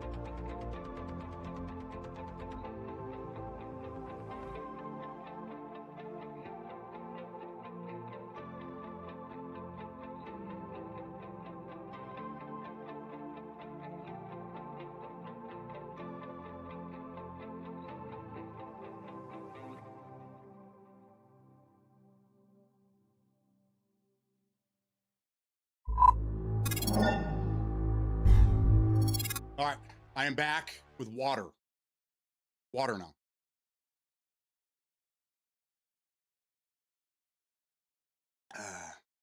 There you go. 6 bottles of water. Yes, when we were in Chicago, it was so hot down there. I was enjoying it. I loved it. I had a blast. But we were carrying big bottles of water with us, and they had refill stations like all over the city, which is great. I drank so much water while I was there. I felt like a fish. On a hot day, that's easy, lol. It's tough on the days where you're not dying from the heat. Yeah, it is. And the volume, my bottles are 1.5 liters. That's a lot.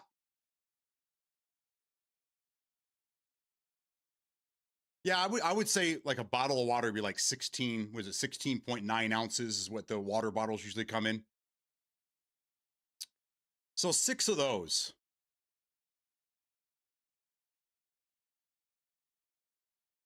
But you gotta drink water until it hurts. That's how it works. Especially when you're like me and you're drinking coffee at 2 o'clock in the afternoon.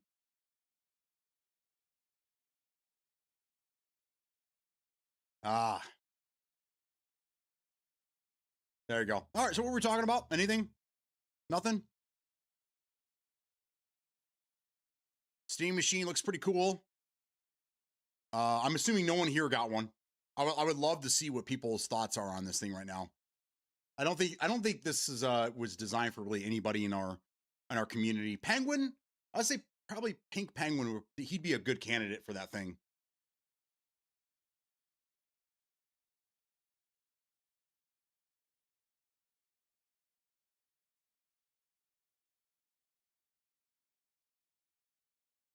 I think Penguin would be a good candidate for it. Peak would probably be a good candidate.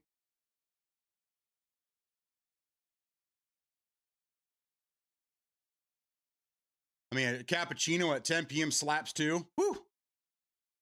Good load. Good luck sleeping after that. I drink over 12 liters in the past 3 days, over 3 liters a day, roughly. Well, you work in a hot shop, don't you? I mean, you work in a very, very hard, hot environment, I do believe.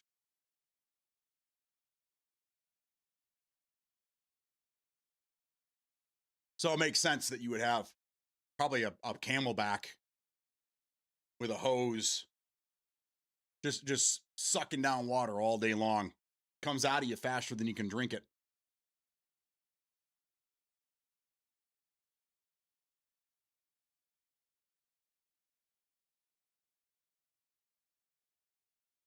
I'm just looking at computer shit now.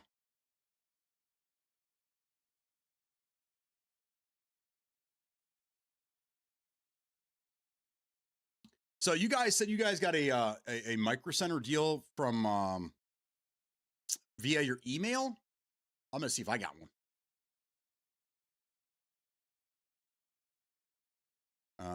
Probably promotions.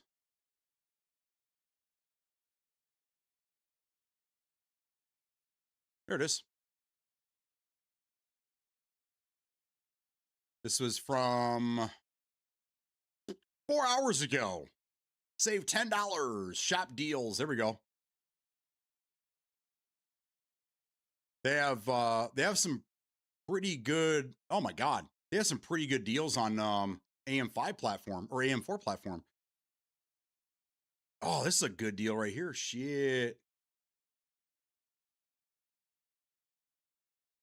Ryzen 7. Oh my god, it is $799.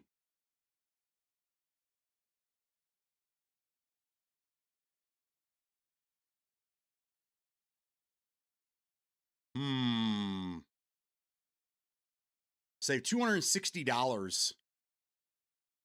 Yeah, that's not bad. What is this 3-in-1? Oh, dude, that's a great. Yeah, these are some pretty good deals, guys. For those that are on the fence, you guys want to build something on your own. This is a good starter bundle right here. You get a 7600 X3D, a B650 gaming board, full size board, and G-Skill Flare. That's that generic shit I was talking about. 16 gig DDR5 6000. That's for $400. $400. That would get you pretty much everything you need. Then you just need a case, a power supply, and a video card, and you're on your way, man. That's a pretty good deal there, $400. But yeah, this is awesome. 9800, 9850 X3D, an 850 tough board, and then Corsair Vengeance 32 gig DDR5 6000 kit. That is an amazing deal, because I'm pretty sure this right here was the one that was 900 and some.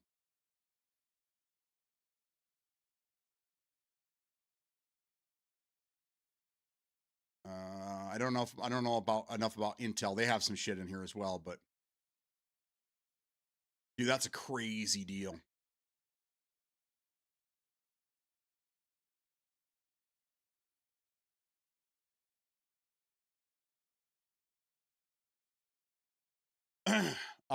Well, I might have to take a drive today. When SpongeBob needed water, I don't need it. I need it. I have some fun news about my uncle, technically great uncle. All right, what's your news? Let's hear it.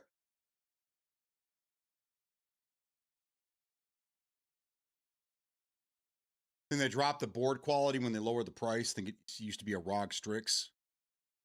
Oh, I got you. I'm not really too concerned with that. Hello?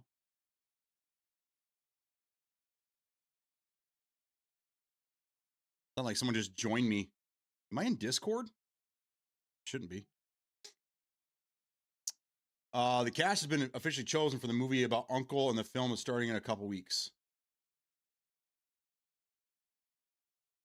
Who's your uncle?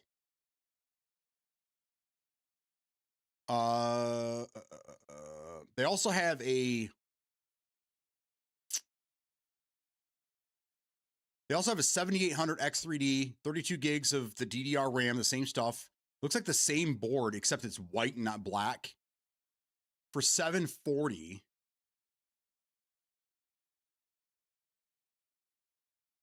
Are they out of it? I don't see it on here anymore.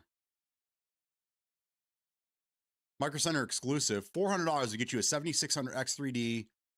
That's the one we just looked at. Okay. That's a really good deal there to get you started.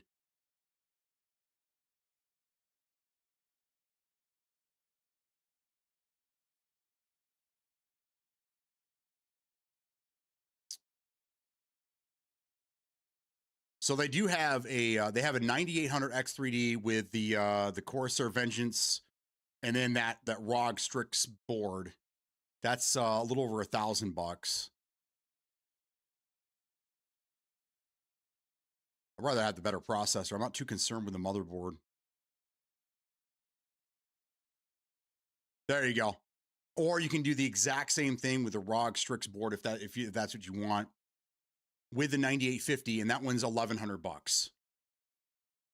That's not bad.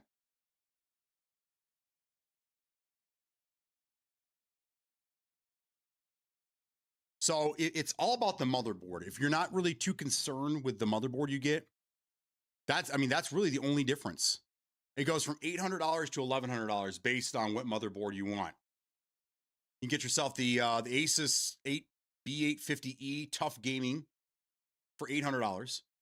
For another $150, you can move up to the MSI X870EP Pro. And then for $1,100, you get the ROG Strix or whatever. Why do I always advertise Wi-Fi on these things? Aren't most boards all Wi-Fi nowadays?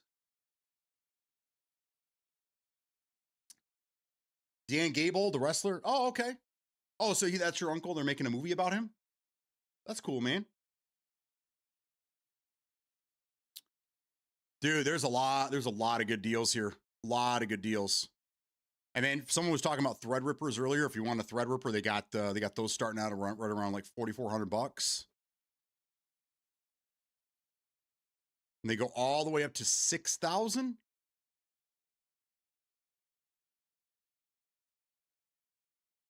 That one comes with 128 gig of RAM.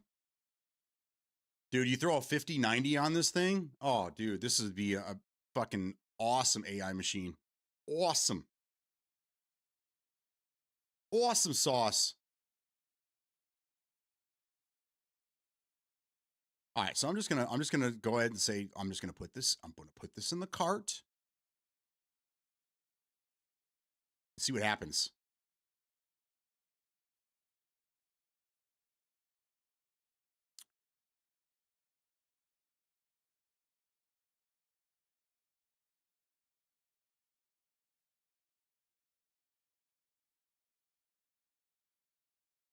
There's several cheap boards that don't have onboard Wi-Fi, but it's just buzz. You shouldn't be running Wi-Fi in game. Yeah, I mean that's what I'm like kind of getting at is that why are we advertising it?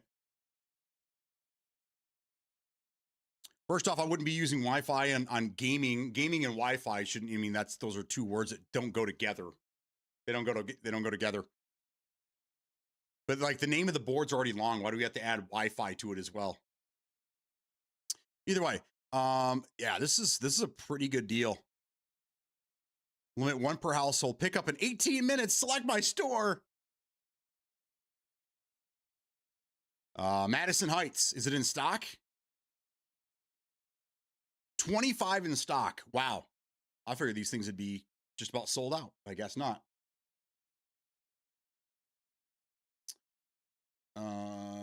Just sent you a DM with a link about the info. Thank you. I'll have to look into this.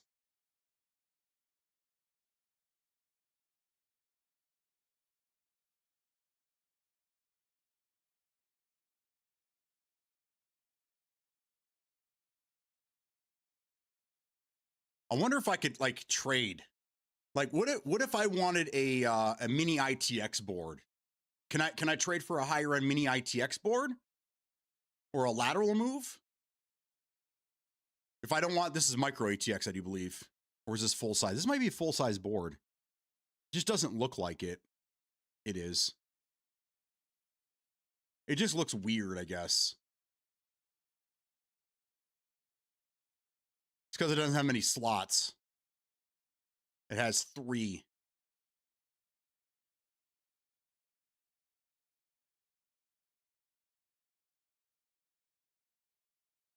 Yeah, it's too bad. I wonder if they would let me mix and match a little bit. Because I don't need a full size board. I don't need a full ATX. I just need a mini ITX board. That'd be badass. I don't know. What do you think, Smokey? Are you pulling the trigger on this? You gonna do this thing?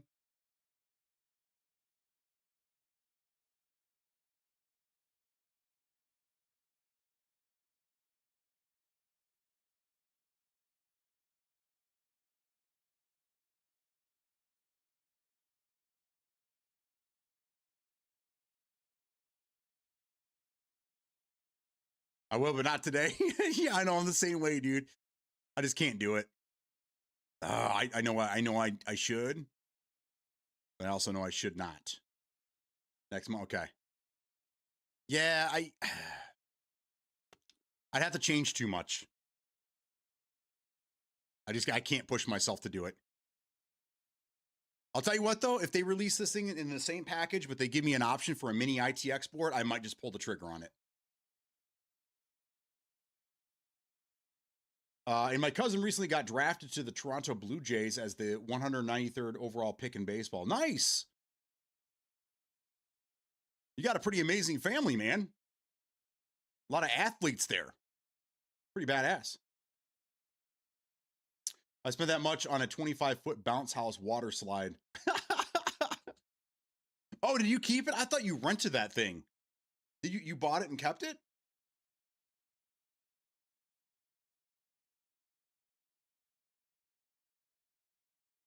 You gonna start in the minor leagues? Dude, they're not minor about it.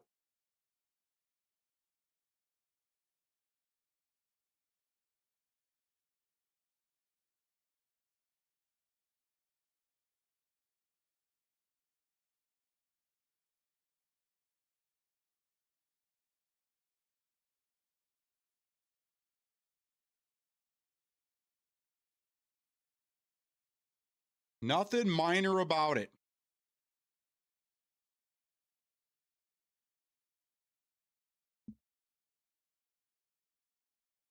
No, that was rented party is tomorrow. I'll post pics.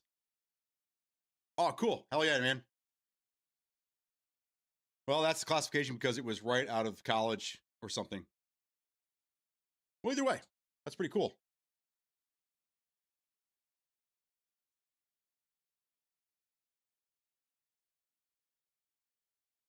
That's a great, great, great deal.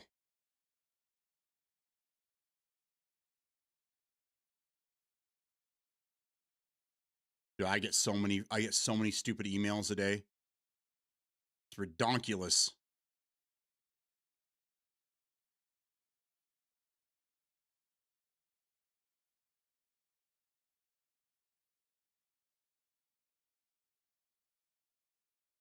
There we go. I'm gonna see if there are any other setups here.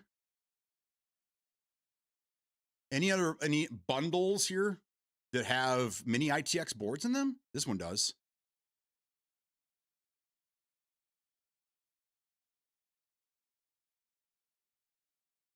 But yeah, then this is a pretty big step down. Now we're getting into a 7500X 3D. This is not mini ITX, this is micro.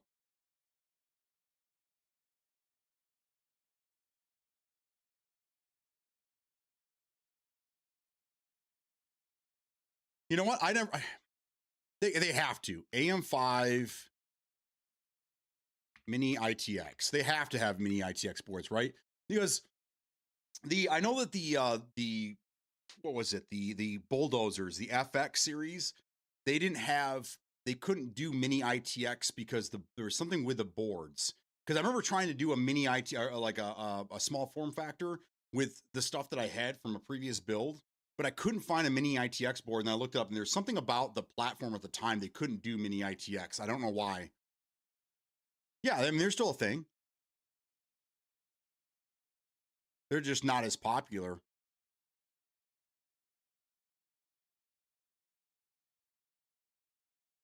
Dude, they have them up to $430. Not many selections, but I mean, they have a basic one here for 110 bucks.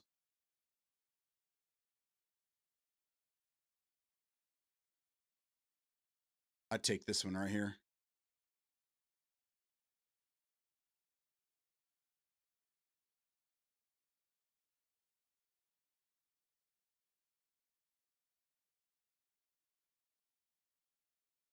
Thing is will it take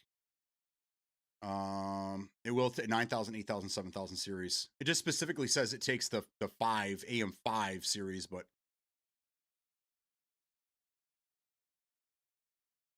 I mean AM5 platform, never mind. I'd go with this one. I think this would be a great step up.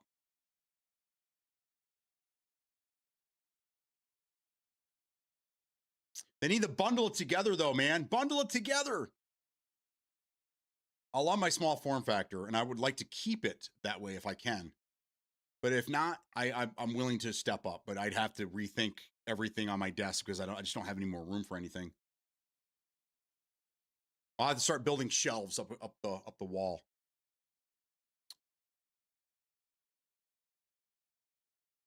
I wonder how they're going to do the movie about my uncle because it's about his life story and his Olympic run. Either way, it'll be pretty interesting when it comes out.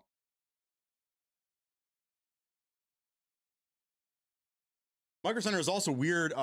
They take trades, but it had to be purchased from them. Yes, I did see that. Yep.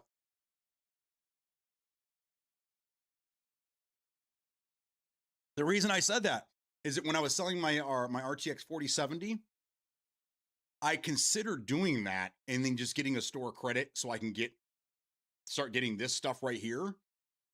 But again, they wouldn't take it. So I sold on eBay and then got robbed over there because I didn't realize their fees are through the fucking roof anymore.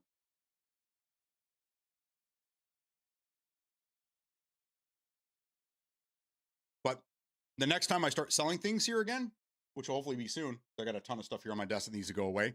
I'm going to use that. What was the name of the app that we talked about? Whatnot, or I think it's Whatnot. where you can do like live stream auctions and stuff like that. That'd be great.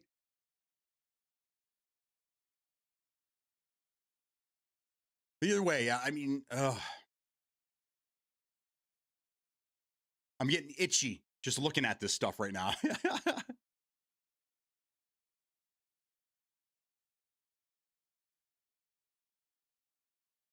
You come lowball me?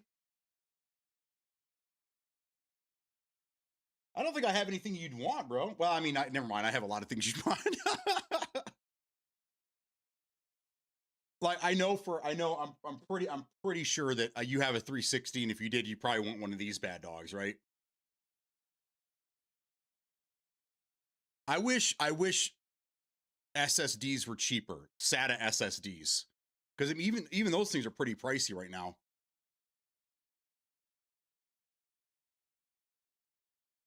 And that's, I mean, these are crazy low speeds, but here, SATA SSD, let's see how much dude, so like just starting out, and these are like Acclimator. It actually uses the font from AC Delco. Look, the colors and everything, it looks like it's AC Delco.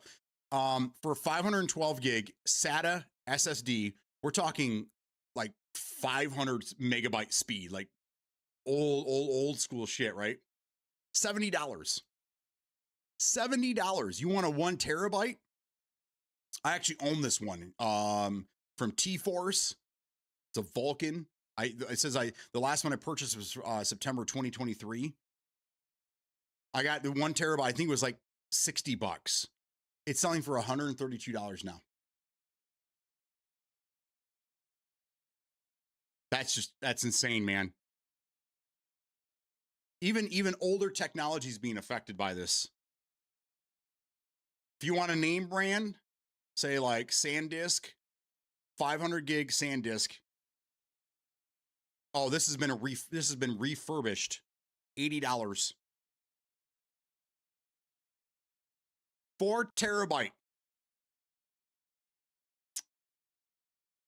$335 for a Lafasian. Never even heard of them. $335 for a no-name 4 terabyte SATA SSD. That's just blows my mind, man.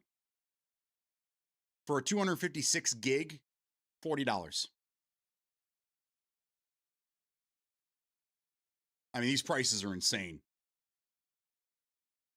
I've got a 240 right here. What is this? It's a Crucial.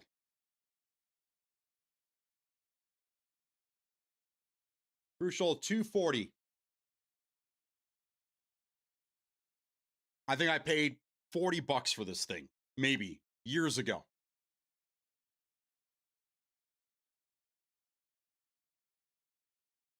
Here it is.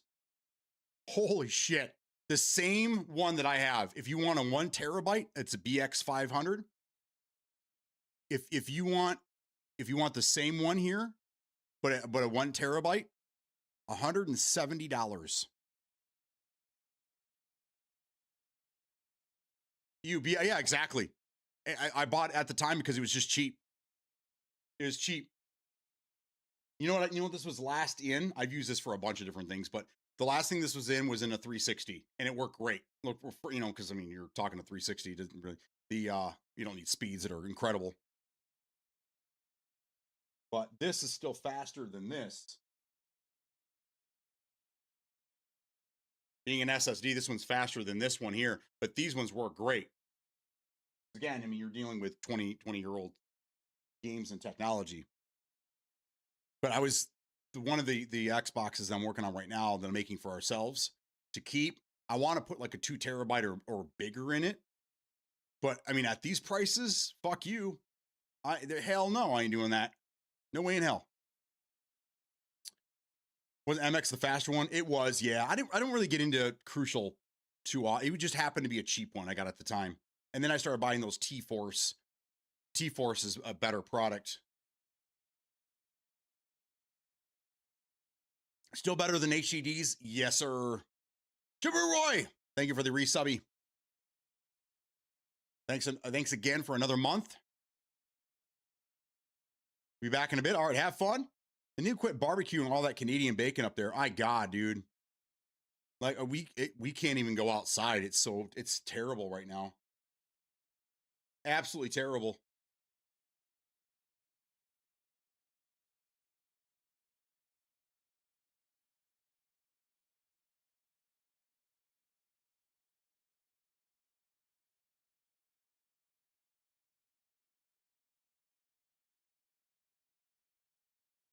It's crazy, man. Crazy.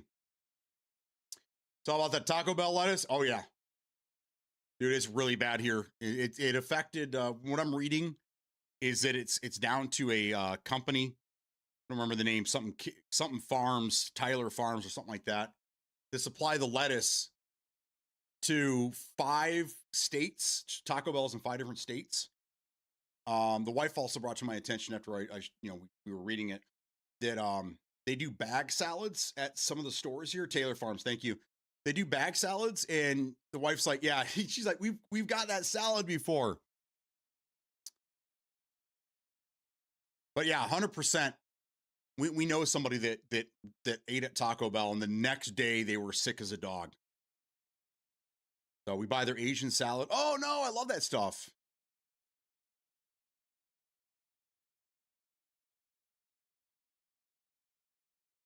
So it sounds like they finally got down to they're able to figure out exactly where it's coming from. Taco Bell is self-removing all the product. They don't want to be sued. And it sounds like Taylor Farms might be going out of business. So we'll see what happens. To continue, if I had to choose Burger King foot lettuce or Taco Bell lettuce, I don't like lettuce. I'm not a lettuce guy. I hate lettuce. I mean, iceberg lettuce. There's no nutritional value. It's just not needed. I don't get lettuce on anything. When we go to one of our favorite places is Johnny's Poorhouse, and they do really good burgers there, and they usually have some decent beer on tap. But like when I order my burger, I get it without tomato, onion. Just remove the deluxe. Get rid of the lettuce, the tomato, and the onion. Pile the olives on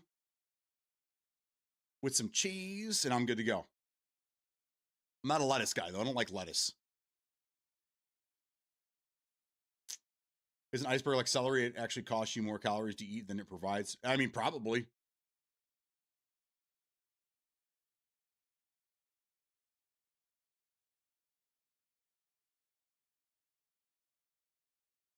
Fuck all that. But before they were able to narrow it down, they were just saying all fruits and vegetables, which sucks because we eat a lot of vegetables in this house.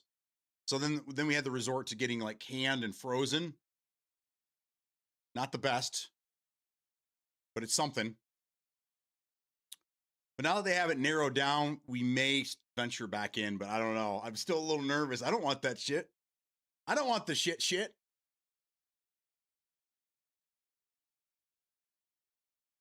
Are there actually people out there eating lettuce just on its own?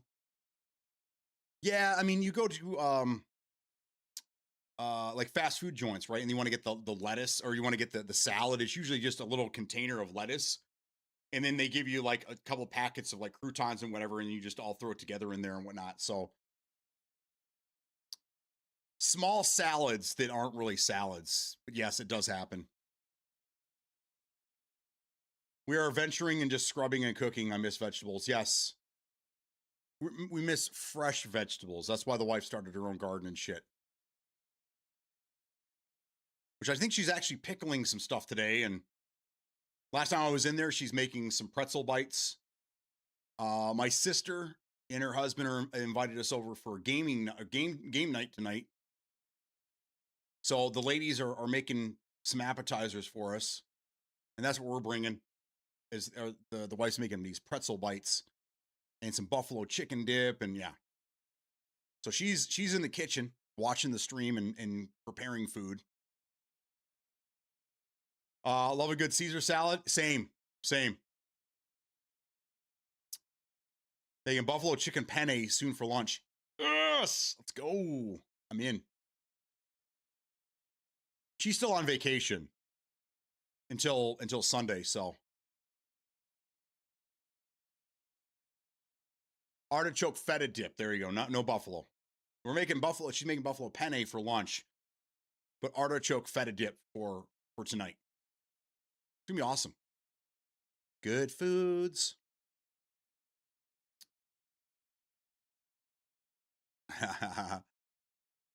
Absolutely. Uh-oh. The hell is this? Click on that. I didn't click there, you son of a...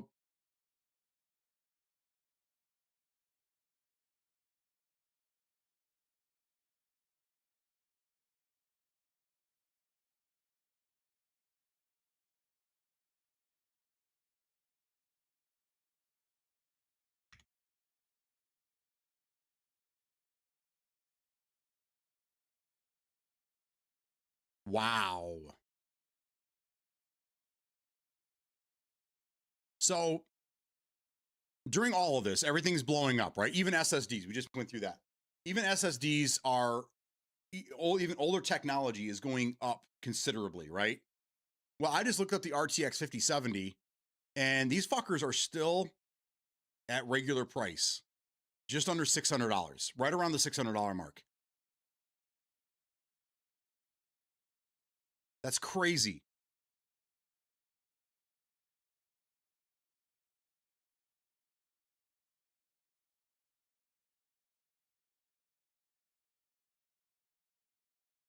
And the 5070 Ti's, which were right around, I think, $800, between 8 and 9, they're just over $1,000 now.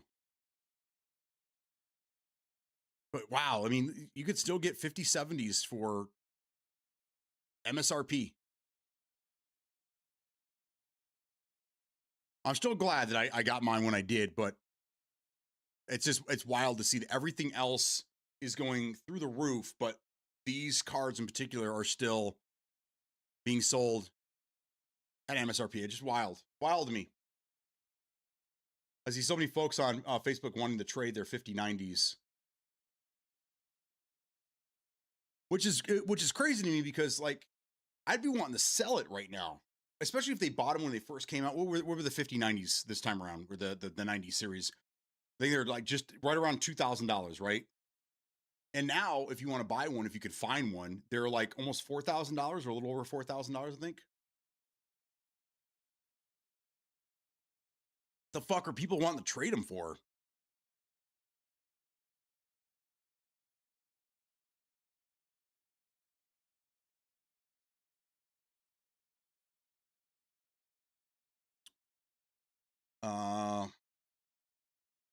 Oh, they don't say like what they're looking to trade for,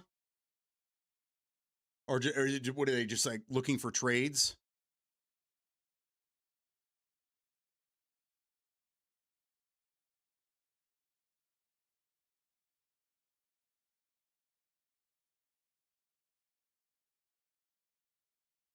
I love when people, they want to sell computer stuff, but they don't really know what they're doing. So they put like Ryzen 7 or like Intel i9.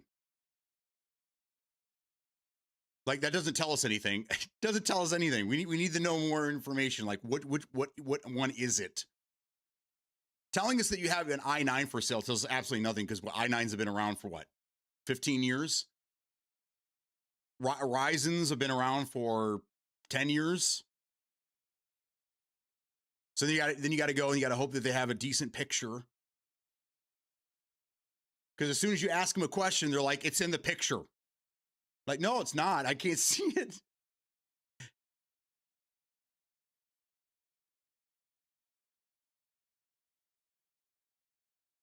$50.90 for a 5080 plus cash is one post. Okay, yeah, so that makes more sense.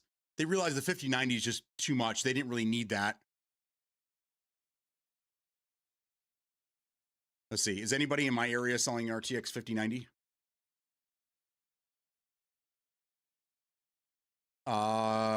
Yes, surprisingly. This one sounds like bullshit to me. A Zotac Solid OC GeForce RTX 5090. They want $1,000 for it. Something's off. There's no way. Oh, and then it takes you, when you click on it, it takes you to an eBay listing.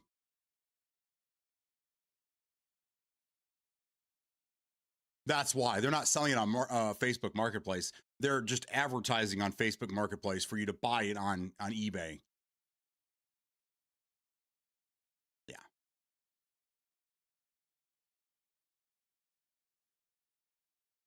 Rather have too much than too little, especially if I already have one. I mean, if I had a 5090, I'd be using that for some AI shit, man. I mean, seriously. Got a guy here selling an RTX 2070 Super, so we're out a few years here. That's kind of like the bare minimum for gaming right now. He wants $150 for it.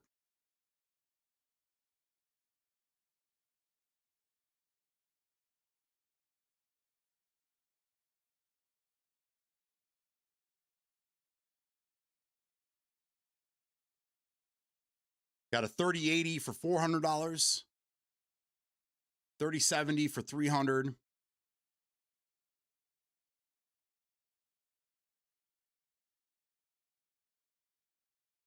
There's a bunch of 5090s on here, but as soon as you click on it, it takes you to other listings. So it's,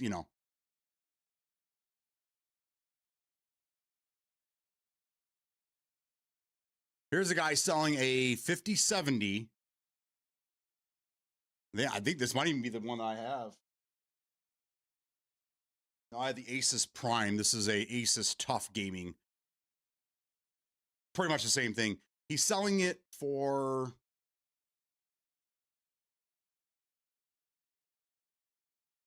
$650. He claims Newegg wants $930 for this. I think he's looking at the TIs.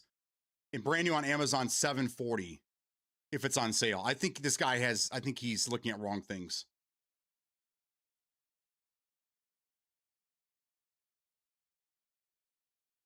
He says brand new and sealed. He's showing the sticker. You can obviously see the sticker has been peeled and put back in place. So he's trying to sell something that who knows what's inside of it. It may be a completely different video card. He's trying to sell something that's new, that's obviously been opened for $650 when you can buy them for that brand new someplace else. So yeah, I mean, there's a lot of scammers out there. You got to be careful. Here's a guy trying to sell. Here's a 360. Oh, and he's got all the cables plugged into the back and they're wrapped around. And he's got the power supply on top of it with the cords wrapped around the power. Oh, yeah, I ain't buying that. $40. Yeah, no, fucker's broken. Guarantee that fucker's broken. How much on eBay? 3K? What should I sell my 3060 for? I might just offer to my little brother-in-law since it's already in his computer.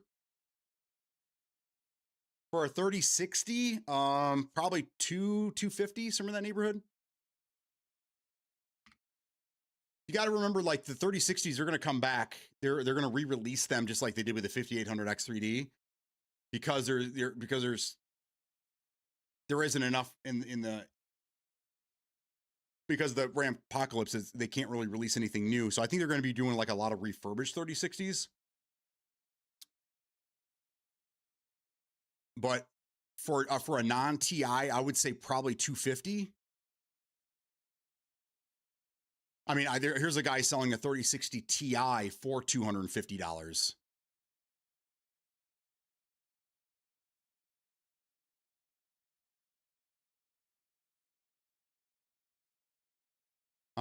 Here's just a standard 3060 for $255. Here's a standard 3060 for $140.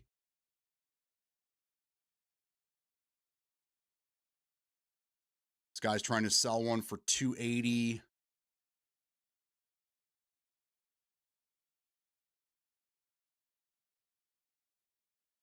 There's a guy on here selling a 4060, an RTX 4060, just plain Jane, for $250.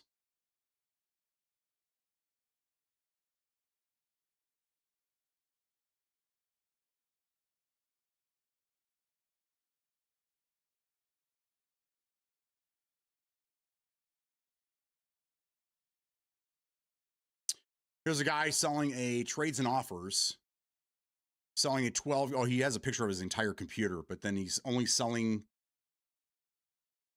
a 3060. Looking to trade for a 4070 Ti and will add cash, make offers if you want. So he just wants to trade up. This guy's looking to just do a trade. He has a price here. If you were to buy it from him, he wants $350. He's not going to get that.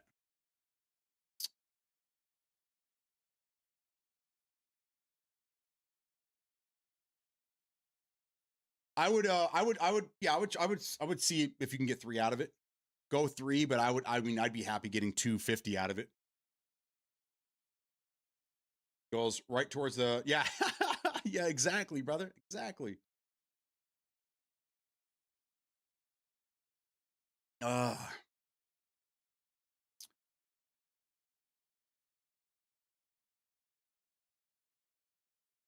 lot of stuff. You just got to be really, really careful with Facebook Marketplace.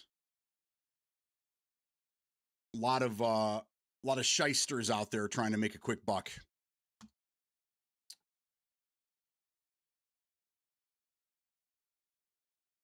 All right, so it looks like what's going on here? Almost 3 o'clock or 2:25.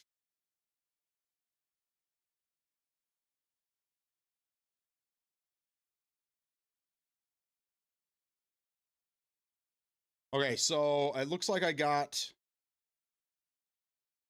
that thing for free. So I'll sign up, but he said that I think he said that they removed mouse and keyboard support. So there was mouse and keyboard support on the Xbox, or on console, I should say. But it looks like they might have revoked it. But if they add it back and that's the only way to play, then maybe I'll do that. I don't think I've ever used my mouse and keyboard on the console. So that'd be fun to see how it works. I saw one website, like I sell GPU or I buy GPU, something like that, and their offer was like 150. I said, no way. Well, yeah, because they're resellers, just like GameStop. They're in the bit. They want to buy it cheap so they can flip it and make a pretty penny. Those are places that are for people that are like desperate. They need some quick cash, like JG Wentworth.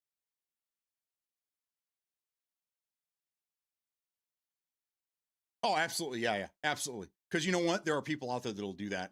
They need quick cash. So they'll take a huge hit to get money quickly. And that's kind of who they deal with.